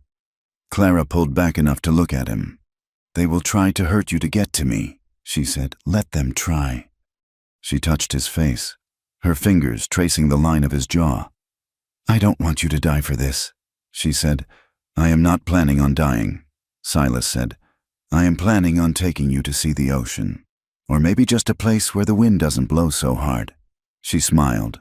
"A weak, watery thing, but real. I would like that," she said. They sat there for a long time, the silence between them filled with the things they didn't have the words for: desire, gratitude, and a terrifying kind of hope. It was a choice. They were choosing this, the danger, the judgment, the fight, because the alternative was a life without this feeling of being entirely, completely seen. The door opened. It was Gentry, Vane's lawyer. He stepped in, closing the door behind him. He looked at them with a mixture of distaste and pity. "A proposition," Gentry said. Silas stood up, putting himself between the lawyer and Clara. "We are listening. Mr. Vane is willing to drop the counterclaims," Gentry said. "He will forgive the debt. Clara walks free." "And?" Silas asked. He heard the trap snapping shut. "And in exchange," Gentry said, "you plead guilty to assault and kidnapping. You serve 5 years in the territorial prison." "No!" Clara shouted. She scrambled to her feet. "It is a generous offer," Gentry said, looking at his fingernails. "If we go back in there, I will call 3 more witnesses who will swear you threatened to kill Vane. The judge is looking for a way out. He will give you 20 years. Thorn, or the rope." "Get out," Silas said. His voice was a low growl. "Think about it," Gentry said. "You want to save her? That is the price." He turned and left. Clara grabbed Silas's arm. "You can't do it. You can't go to prison for me." Silas looked at the door. He was calculating. 5 years was a long time, but 20 was a life. And if he hung, she was alone. "We are not taking the deal," Silas said. "But if they convict you—" "They won't," Silas said, "because we aren't done." The hour passed. The bailiff came for them. The courtroom was even more crowded now. The air was electric. Judge Holloway looked paler. Vane looked smug. "The court is back in session," Holloway said. Before Pring could speak, the back doors of the courtroom banged open. A man walked in. He was young, dressed in dusty ranch clothes, holding his hat in his hands. He looked terrified. Silas recognized him. It was the boy who had been holding the horses at the fair, the one who had watched Vane strike Clara when she stumbled. "Who is this?" the judge demanded. "My name is Elias," the boy said. His voice cracked. "I worked for Mr. Vane. I kept the books before he fired me." Vane stood up. "Get that boy out of here.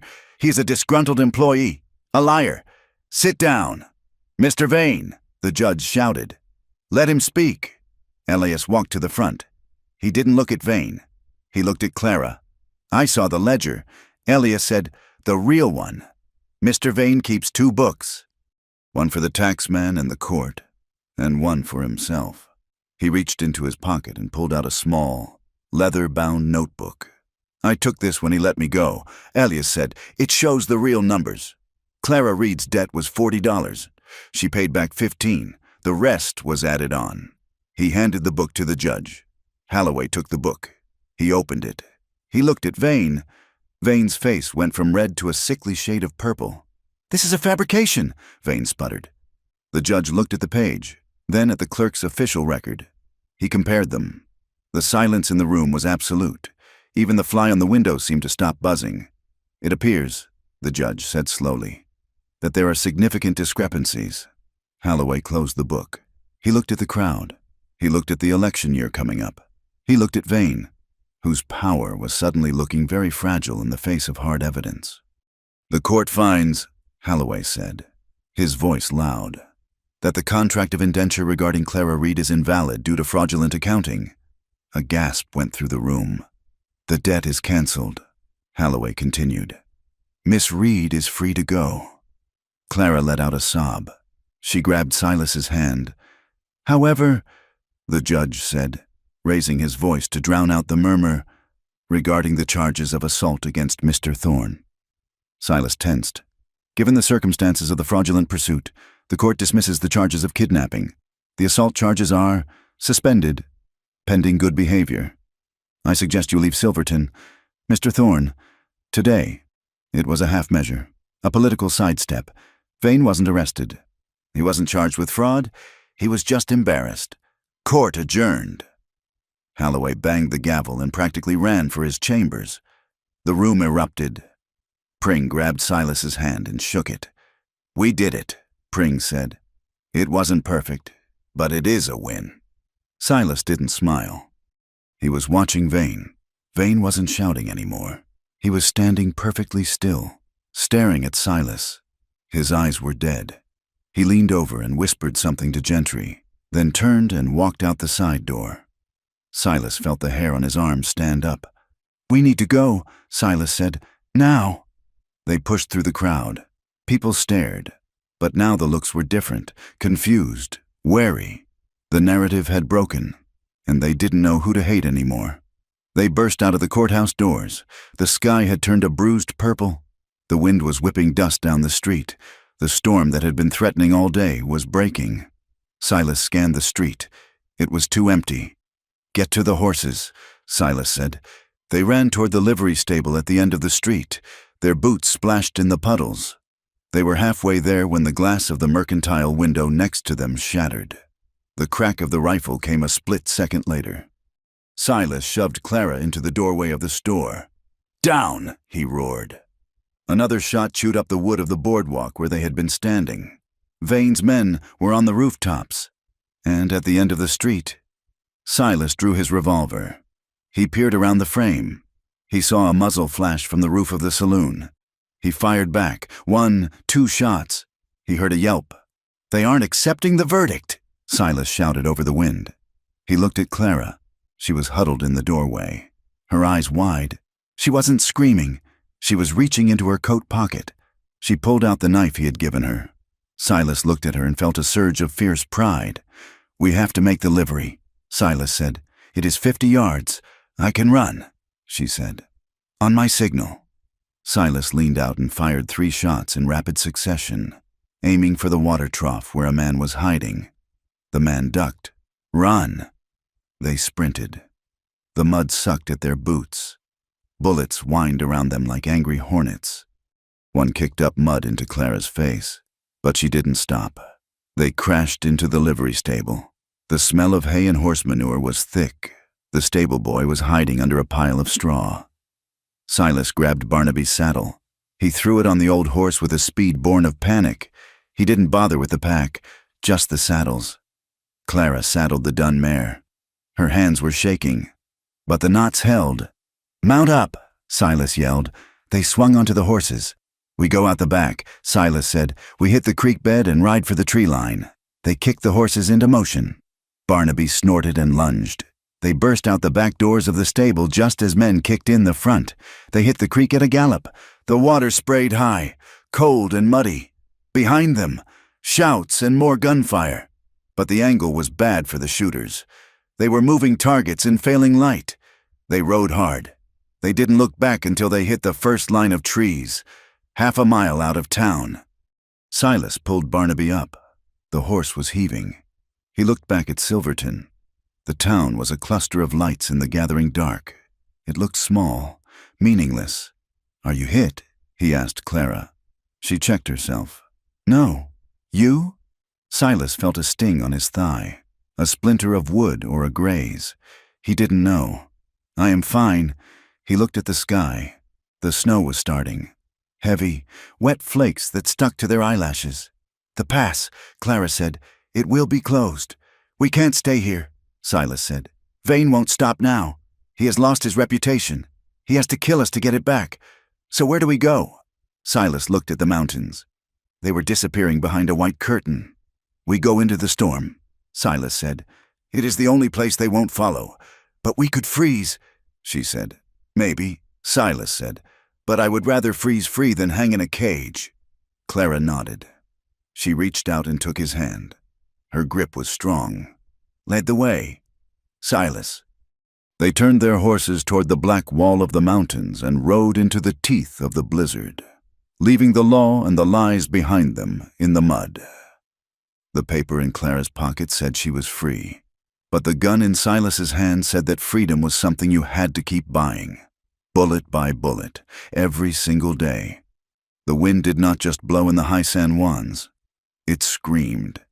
It was a physical weight, a wall of white noise and ice crystals that scoured the skin raw and turned breath into instant frost. Silas Thorne and Clara Reed were no longer riding. They were wading through an ocean of white that seemed determined to swallow them whole. The storm that had chased them out of Silverton had evolved into a blizzard that erased the world. There was no sky, no earth, only the biting, swirling gray that blinded the eyes and confused the inner ear. Silas walked ahead of the horses, breaking the trail. He had tied a rope from his waist to Barnaby's bridle, and another from Barnaby to the dun mare. If they separated now, even by 10 feet, they would be lost to each other forever. Every step was a battle. The snow was thigh-deep in the drifts, heavy and wet at the bottom, crusted with ice at the top. Silas moved by instinct, feeling the slope of the land beneath the snow, steering them away from the drops he knew were waiting in the whiteout. Barnaby stumbled.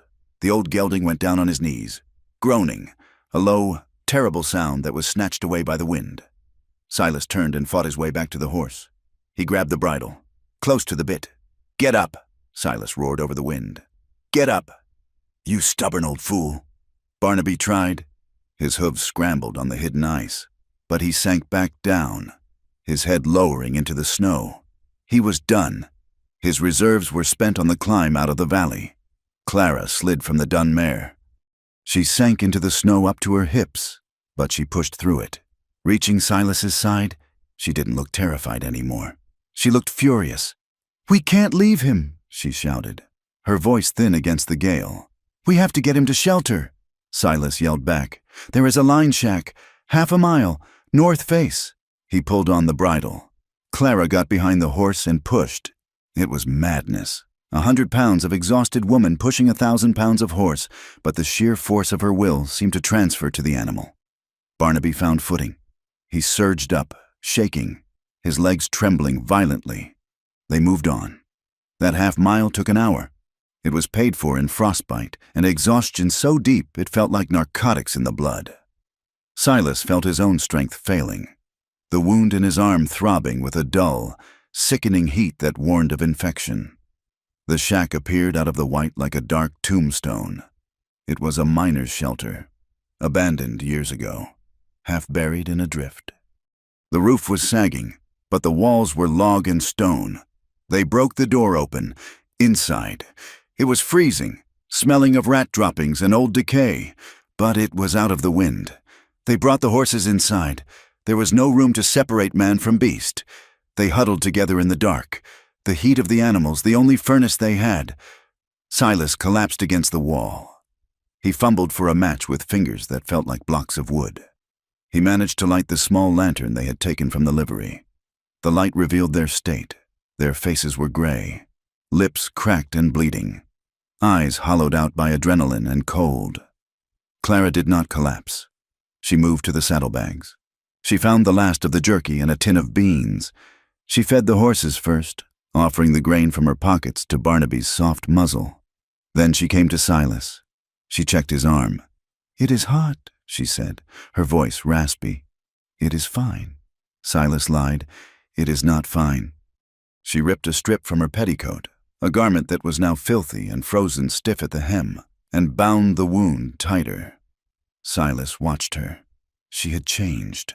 The terrified girl on the fence rail was gone. In her place was something forged in iron. She was moving through pain that would have broken a seasoned drover. "You should eat," Silas said.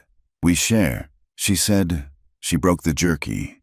They ate in silence, listening to the wind try to dismantle the shack. "Are they still coming?" Clara asked. Silas nodded. "Vane is a proud man. We humiliated him in his own town.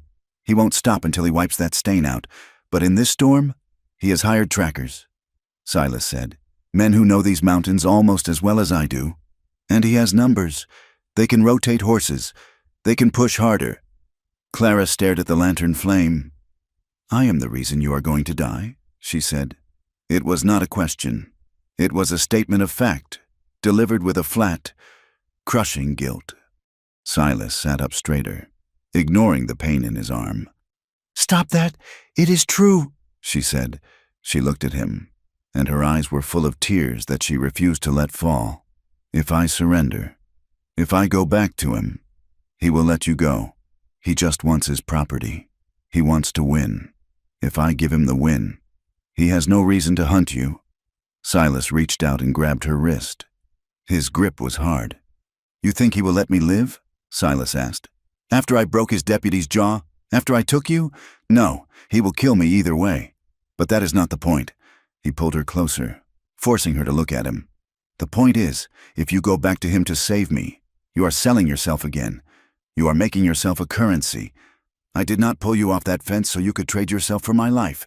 "I am not worth your life," she shouted, the sudden volume shocking in the small space. "I am a washerwoman with a bad name. You are Silas."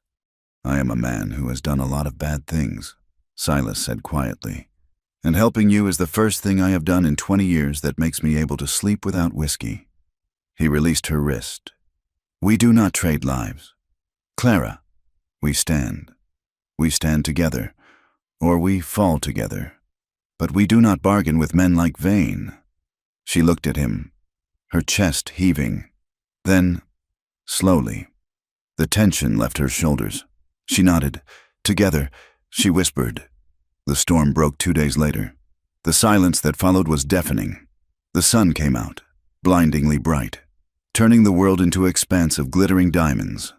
They left the shack. The snow was deep, but the crust had hardened enough to support the horses if they moved carefully. They found the tragedy 3 miles down the ridge. It was a splash of color against the white, blue and gray. Silas saw it first and tried to steer Barnaby away, but Clara had already seen it. It was a body, half buried in the snow near a stand of aspen. They rode closer. It was not a stranger. It was Elias, the boy who had brought the ledger to the court. He was frozen solid, curled into a ball, but he hadn't died of the cold. There was a dark, frozen stain on the back of his coat. He had been shot from behind. Pinned to the tree above him was a piece of paper. It fluttered in the light breeze. Silas dismounted. He walked to the tree. He pulled the paper down. It was a page from the false ledger. Scrawled across it in charcoal were the words, "The price of theft." Silas felt a sickness rise in his throat. Vane hadn't just killed the boy. He had hunted him down, shot him like a dog, and left him here on the trail he knew Silas would take. It was a message. It was a promise. Clara walked up behind him. She looked at Elias. She didn't scream. She didn't cry. She went very still. "He helped us," she said. Her voice was devoid of emotion, cold as the ice under their feet. "He told the truth, and they killed him for it." "This is my fault," Silas said. "I should have told him to run." Clara turned to Silas. Her eyes were terrifying. They were not the eyes of a victim. They were the eyes of a judge passing sentence. "No," she said. "It is Vane's fault." She reached down and touched the boy's frozen shoulder. "We are not running anymore. Silas." Silas looked at her. He saw the shift. She was done with fear. She was done with flight. "No," Silas agreed. "We are not." He looked at the terrain. They were near the Narrows, a place where the trail cut through a slot canyon with high, unstable walls of snow looming above. It was a death trap for anyone foolish enough to ride through it with noise and arrogance. "He knows the land less than I do," Silas said. "He thinks he is the hunter." "Then let us make him the prey," Clara said.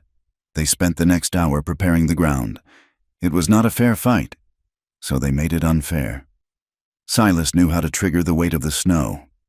He used branches and leverage, setting deadfalls that would not kill, but would block the retreat. He positioned them on the high ground, looking down into the throat of the canyon. They sent the horses further up the trail, tied safely in a grove of spruce. They waited in the rocks, hidden by the glare of the sun. Silas checked his revolver. He had 6 shots. He had the old Henry rifle with 4 cartridges left. Clara had the knife and a small pocket pistol Silas had taken from the shack, a rusted thing that might fire or might explode. Silas looked at Clara. She was lying prone in the snow beside him, watching the trail. "Clara," he said. She turned. "If this goes wrong," he said, "you take the dun mare. You ride for the pass. Do not look back." She shook her head. "No more pretending. Silas, we made a vow." She reached out and took his gloved hand. "I am not going anywhere without you. If we build a life, we build it. If we die, we die. But I am done being separated from the only person who ever saw me." Silas felt a fierce swelling in his chest. It was a love that felt like iron, heavy and unbreakable. "Okay," he said. They heard the horses 10 minutes later. Vane rode in the lead. He was wearing a fur coat that looked like it cost $1,000. He rode a black stallion that was fighting the deep snow. Behind him were 4 men, Deputy Hatcher, looking bandaged and angry, and 3 hired trackers with rifles across their saddles. They rode into the canyon. Vane was shouting orders, his voice echoing off the walls. "Keep your eyes up. They're close. I can smell them." He stopped in the center of the clearing, right below where Silas and Clara lay hidden. He saw the tracks ending. He looked around, confused. "Thorn!" Vane shouted. "Come out. I know you are here." Silas stood up. He stepped to the edge of the overhang, 30 feet above them. "I am here. Vane!" Vane's head snapped up. He smiled. "There you are. The hero of the high country. Where's the girl?" Clara stood up beside Silas. "I am right here. Marcus." Vane's smile faltered. He didn't like her using his first name. It implied equality. "Come down." "Sarah," Vane said. "The game is over. The boy is dead. You saw him? That is what happens to traitors." "I saw him." Clara called down. "I saw a child murdered by a coward." Vane's face darkened. "Watch your mouth. You are my property. You are a debt on a ledger." "I am a free woman," Clara shouted, her voice ringing off the stone. "The court said so. The court is 100 miles away." Vane roared. "Up here. I am the court. I am the law. Now come down, or my men will cut your mountain man into pieces." Silas looked at the snow cornice hanging above the canyon entrance behind Vane's men. "Vane," Silas said calmly, "you brought loud guns into a quiet place." Vane laughed. "Is that a threat? It is a lesson." Silas raised the Henry rifle. He didn't aim at Vane. He aimed at the cornice above the entrance. He fired. The crack of the rifle was deafening in the narrow space. The bullet hit the rock. The vibration, combined with the echo, did the rest. The sheet of snow above the canyon entrance gave way. It wasn't a massive avalanche, but it was enough. Tons of white powder cascaded down, blocking the path behind Vane, burying the two rear trackers and their horses in a suffocating cloud. Panic erupted. The remaining horses reared. Silas dropped the rifle and drew his revolver. Now! He fired at Hatcher. The bullet struck the deputy in the shoulder, spinning him out of the saddle. The remaining tracker fired back. A bullet chipped the rock by Silas's face, sending stone fragments into his cheek.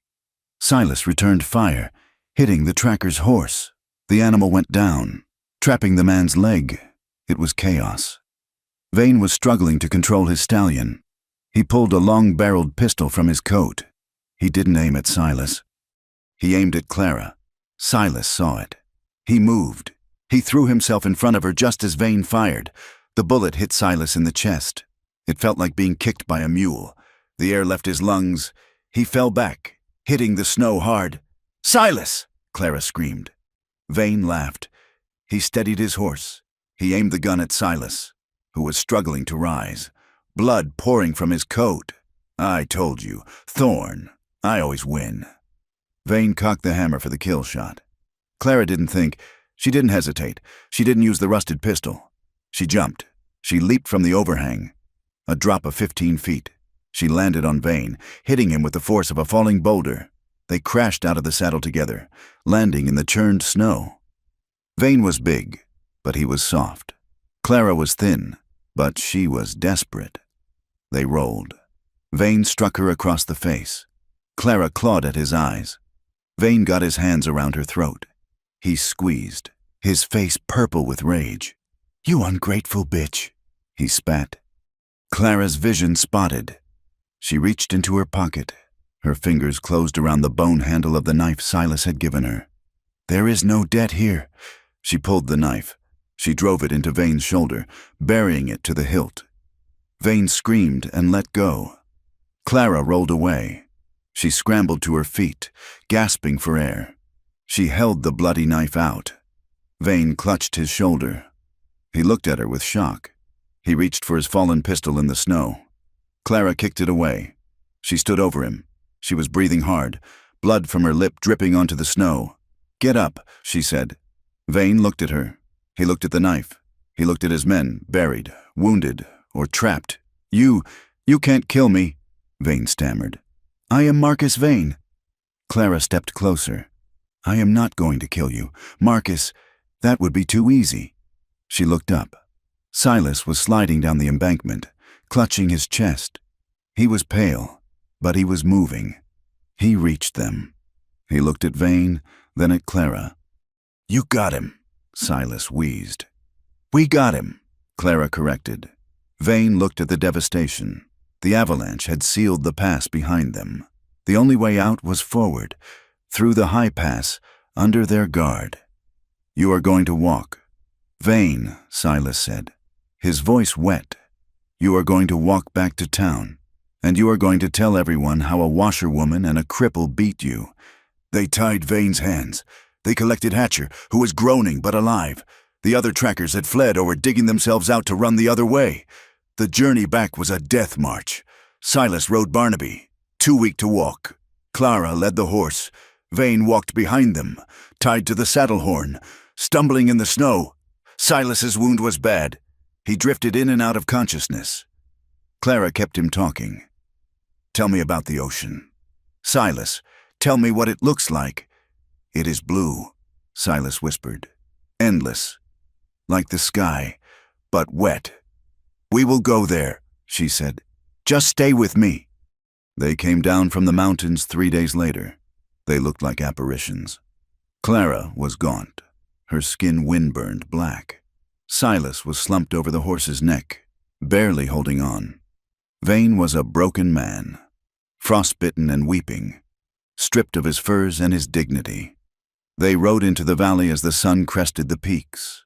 The light was blinding, sharp and cold. They didn't stop at the outskirts. They rode straight down the main street of Silverton. People came out of the shops. They stopped on the boardwalks. Silence rippled through the town. They saw the mountain man, bleeding and gray. They saw the ranch boss, stumbling like a prisoner of war. And leading them, walking tall despite the exhaustion, was the woman. She didn't look down. She looked every person she passed in the eye. They stopped in front of the sheriff's office. Clara untied the rope. Vane collapsed into the mud. "Sheriff!" Clara shouted. Her voice was cracked, but it carried to the end of the street. The sheriff came out, coffee cup in hand. He stared. "I am returning a thief," Clara said, pointing at Vane. "He stole a life. He killed a boy, and he tried to murder us." She reached into her coat and pulled out the blood-stained page from the ledger, the one they had found on Elias. "Here is the proof," she said. She dropped the paper on Vane's chest. Silas slid from the horse. He stumbled, and Clara caught him. She held his weight, her small frame bracing his large one. "We are done running," Silas rasped, looking at the crowd. He looked at the faces, the same faces that had judged them, mocked them, hunted them. "If you want to hang someone," Silas said, "hang him, but we are staying." He looked at Clara. "We are home." Clara looked at him. She smiled, and despite the blood and the grime, it was the most beautiful thing Silas had ever seen. "Yes," she said, "we are." They turned and walked toward the doctor's office, leaning on each other, leaving the powerful man in the mud and the town to reckon with the truth they had brought down from the cold. The winter sun shone on them, harsh and unforgiving, but they didn't mind. They were finally out of the shadows. The doctor's office in Silverton smelled of iodine and stale pipe tobacco. It was a clean smell, sharp and unyielding, much like the reality that had settled over the town in the wake of the blizzard. Silas Thorne sat on the edge of the examination table, his chest wrapped in fresh white linen that felt too tight against his ribs. The bullet had missed the lung, glancing off a rib and exiting through the muscle of his back. But the loss of blood had left him hollowed out, as if the wind were blowing right through his bones. Clara Reed sat in a wooden chair by the window. She had scrubbed the mountain dirt from her skin, but the sun-darkened rough patch on her cheeks remained, a badge of the high country. She was watching the street outside, where the snow was turning to gray slush under the wheels of passing wagons. The door opened, and Sheriff Miller walked in. He looked tired. He held his hat in his hands, turning the brim in a slow, nervous circle. "He is in the cell," Miller said. His voice was gruff, avoiding Silas's eyes. "The circuit judge is due in 3 days, with the ledger page and the testimony about the boy. Well, Vane is done." "Done?" Silas asked. His voice was a rasp. "His assets are frozen," Miller said. "The bank is calling in his loans. It seems Mr. Vane was leveraging his cattle to pay for his mining interests, and leveraging his mines to pay for his cattle. It was a house of cards." "Silas, you and the girl just pulled the bottom card out." Clara turned from the window. "He killed Elias. She said it was not a question." Miller nodded. "We found the ballistics match. The rifle was in his saddle scabbard. That is a hanging offense. Miss Reed, even in this territory." He looked at Clara, really looked at her, for the first time without the lens of judgment. "You are free," he said. "The magistrate has already signed the order. The indenture is voided. You can go wherever you like." Clara did not smile. Freedom was not a sudden burst of light. It was just the heavy realization that she now had to decide where to put her feet. "Thank you, Sheriff," she said. Miller lingered. He looked at Silas. "Thorne," he said, "there is a lot of talk. People are unsettled. They see you, and they remember what they let happen. They remember they stood by while a man like Vane ran this town. It makes them ashamed, and ashamed men get angry." "I know the look," Silas said. "It might be best," Miller said, putting his hat back on. If you moved on, let the town forget. Let the wound scar over. He nodded to them both and left. The silence he left behind was heavy. Silas slid off the table, gritting his teeth against the pull of the stitches. He reached for his shirt, stiff with dried blood and mud. But Clara was there first. She held out a clean flannel shirt, new, blue plaid, smelling of store starch. "Where did you get this?" Silas asked. "Josiah Pring brought it," she said, "and Mrs. Gable sent a loaf of bread." Silas put the shirt on. It felt strange, clean cotton against skin that was used to buckskin and sweat. "He is right," Silas said. "Who?" "The sheriff. You are free. Clara, you have papers now. You can get a job. Pring would hire you at the press. Mrs. Gable might take you on. You could have a life here, a real life." Clara watched him button the shirt. "And you?" she asked. "I am a reminder," Silas said. "I walk down the street, and they see the violence. They see the fact that their law failed and a savage had to fix it. I curdle the milk just by standing there." He picked up his gun belt. "I am going back up. Clara, not to the high cabin. Vane's men burned it, but I know a spot near the timberline on the west slope. Alone? It is how I live." Clara did not argue. She did not cry. She simply watched him buckle the belt, her face unreadable. They walked out of the doctor's office into the glare of the winter sun. The town was busy. People hurried along the boardwalks, their breath steaming. When they saw Silas and Clara, they stepped aside. It was not the fearful recoil of before. It was an awkward, eyes-down deference. They were ghosts haunting the town's conscience. A shopkeeper, a man who had refused to sell them grain 2 weeks ago, nodded stiffly as they passed. A woman sweeping her porch stopped and watched them, her hand resting on her broom, a look of confused apology on her face. They walked to the livery stable. Barnaby and the dun mare were waiting. Fed and brushed, the stable boy, a new one, refused Silas's coin. "Mr. Pring paid for the board." The boy mumbled, said it was the least the town could do. Silas saddled Barnaby. The motion hurt, but it was a good pain, a familiar pain. It meant he was leaving. He led the horse out into the sunlight. Clara followed with the dun mare. Silas turned to her. He had a speech prepared. He was going to tell her that she deserved soft sheets and windows that didn't rattle in the wind. He was going to tell her that he was too broken to be a foundation for anything. "Goodbye." "Clara," he said. Clara looked at him. She swung herself into the saddle of the dun mare. She checked her cinch. She adjusted her reins. Then she looked down at him. "Which way is the west slope?" she asked. Silas blinked. "Clara, I am not staying here. Silas, this is civilization," Silas said, gesturing at the muddy street. "This is what we fought for. You have a chance here. I have a chance to be the woman who was a victim." She said, "To be the charity case. To have people whisper about me in the mercantile for the rest of my life." She leaned forward, resting her hands on the saddle horn. "I do not want to be saved anymore. Silas, I want to live. And I do not want to live in a town that needed a gunfight to remember I was a human being." Silas looked at her. He saw the steel in her spine. He saw the way she sat the horse, balanced, ready. "It is hard up there," Silas said. "The soil is thin. The winter is long." "I know," she said. "I am hard." Silas said, "I don't know how to be soft. I don't know how to be a husband. I am not looking for a husband." She said, "I am looking for a partner. Someone who knows that the wolf is always at the door and doesn't pretend it is a dog." She held out her hand. "I choose you, Silas. Not because I have nowhere else to go, but because when I look at the mountains, I see home. And when I look at you, I see the man who showed me I could survive them." Silas looked at her hand. It was rough, scarred from the cold. The nails short.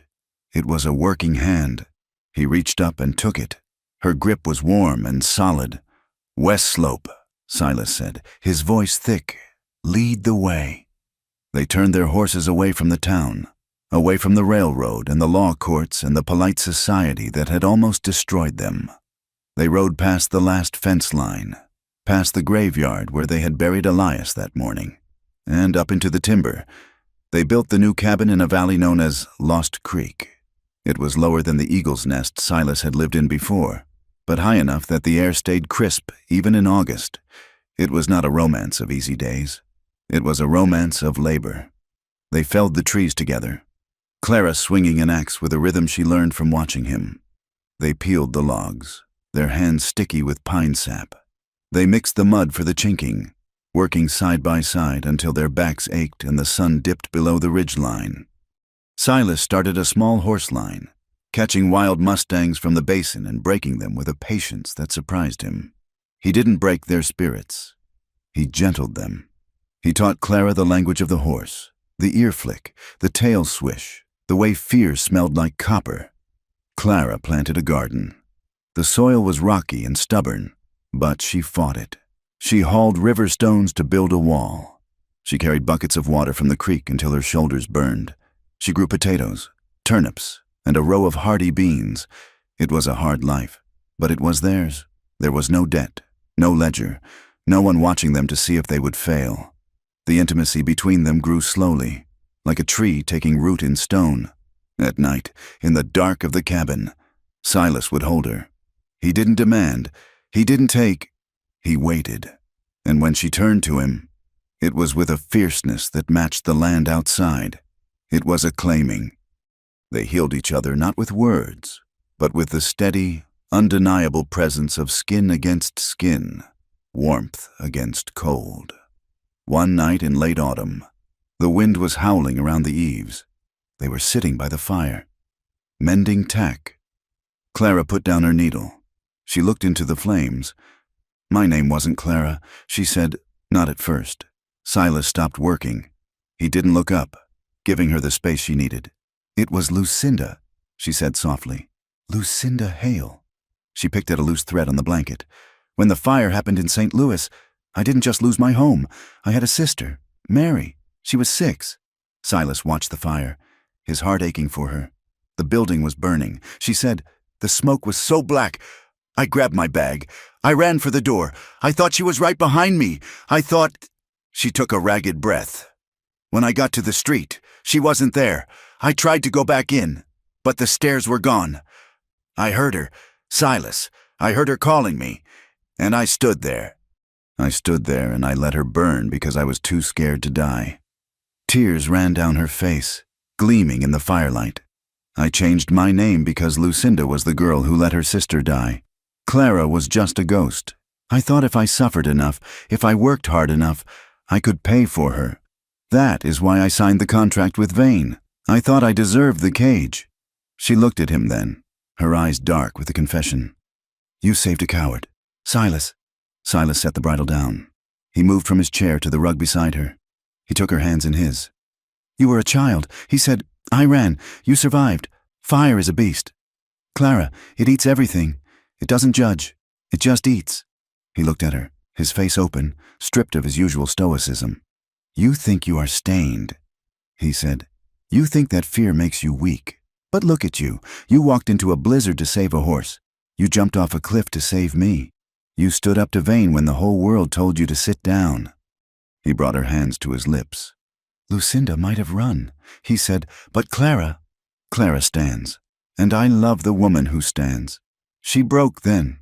The sobs came deep and hard, shaking her frame. Silas held her. He rocked her while she wept for the sister she couldn't save and the years she had spent punishing herself for it. He didn't try to fix it. He didn't tell her it was okay, because it wasn't okay. It was a wound. But he showed her that the wound didn't have to be a grave. Spring brought a final test. The snow melted, turning the creeks into roaring torrents. A rider came up the trail, not an enemy, but not quite a friend.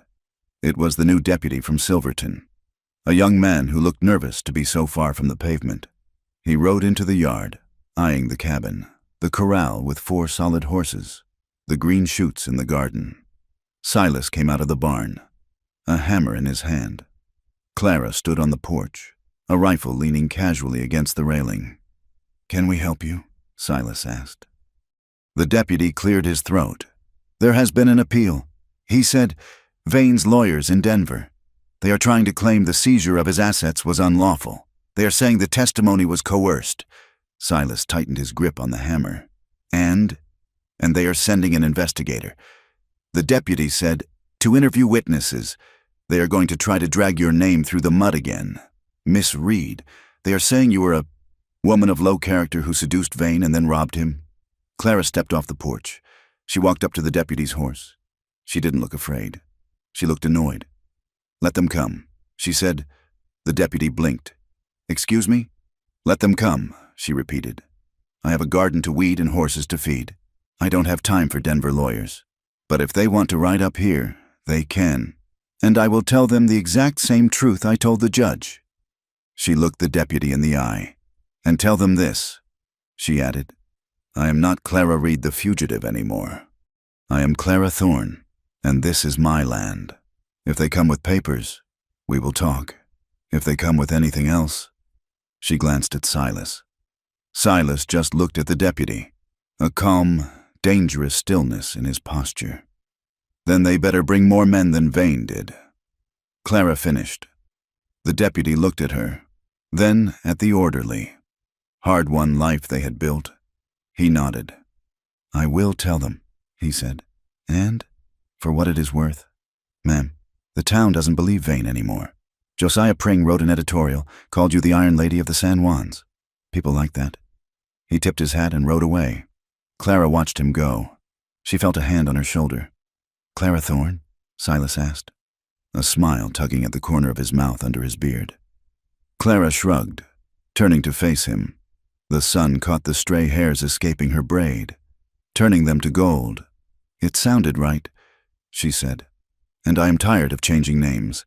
I think I will keep this one. Silas pulled her close. I think you should. The years moved on. The cabin grew another room. The herd grew. They guided hunters in the fall, honest men who paid fair wages, and trapped in the winter. They never became rich. The work was always there, waiting at dawn. But they were part of the mountain now. They went into town rarely, but when they did, they walked arm in arm. They saw the prejudice still lingering in some eyes, the whispers about the mountain man and his stray bride. But it didn't touch them. They had built a fortress of shared experience that no whisper could breach. Some people in town, the blacksmith, the printer, the young deputy, became friends. They would come up for coffee, sitting on the porch, marveling at the view. They saw what Silas and Clara had built. They saw a partnership that was not based on ownership or duty, but on a profound, terrifying, beautiful equality. One night, 5 years after the trial, they stood on the porch of the cabin. It was winter again. The air was sharp, biting with the promise of snow. The moon was full, illuminating the peaks of the San Juans in stark relief. They looked like jagged teeth biting into the sky. Silas put his arm around Clara's waist. She leaned her head on his shoulder. Her hair was streaked with gray now, and his beard was more salt than pepper. Do you remember the fence? Silas asked quietly. Clara nodded against his coat. I remember thinking my life was over. And now? Clara looked out at the valley. She saw the smoke rising from their chimney. She saw the horses huddled together in the corral, warm and safe. She felt the beat of Silas's heart against her back. She thought about the fire in St. Louis. She thought about Vane. She thought about the boy, Elias, buried under the aspen tree. The tragedy was there. It was woven into the fabric of who they were. They carried their ghosts. Silas carried the men he had killed. Clara carried the sisters she had lost. They were not unbroken. But they were standing. Now, Clara said, watching the moonlight glint off the snow. Now I think the fence was just a gate, and we kicked it down. Silas tightened his hold on her. Winter is coming, he said. Let it come, Clara answered. We have plenty of wood. They stood there for a long time, watching the mountains that had once been a prison and were now a cathedral. Two scarred people who had found the only thing in the West more powerful than the land itself. The choice to belong to each other. Thank you so much for listening to Mountain Man Went to Buy Horses, Saw Woman on Fence and Bought Her Instead. I hope this story of Silas and Clara resonated with you. It was a journey through the harsh and beautiful landscape of the human heart. and I truly enjoyed bringing it to life for you. I would love to know where you are listening from. Please leave a comment below and share your location. Are you listening from the mountains, the city, or somewhere in between? If you enjoyed this story, please consider subscribing to From Wild West for more tales of grit, romance, and survival on the American frontier. And finally, please share your thoughts on the ending in English. Did Silas and Clara find the justice they deserved? What did you think of their choice to stay in the mountains? I read every comment and would love to hear your perspective. Until next time, keep your powder dry and your eyes on the horizon.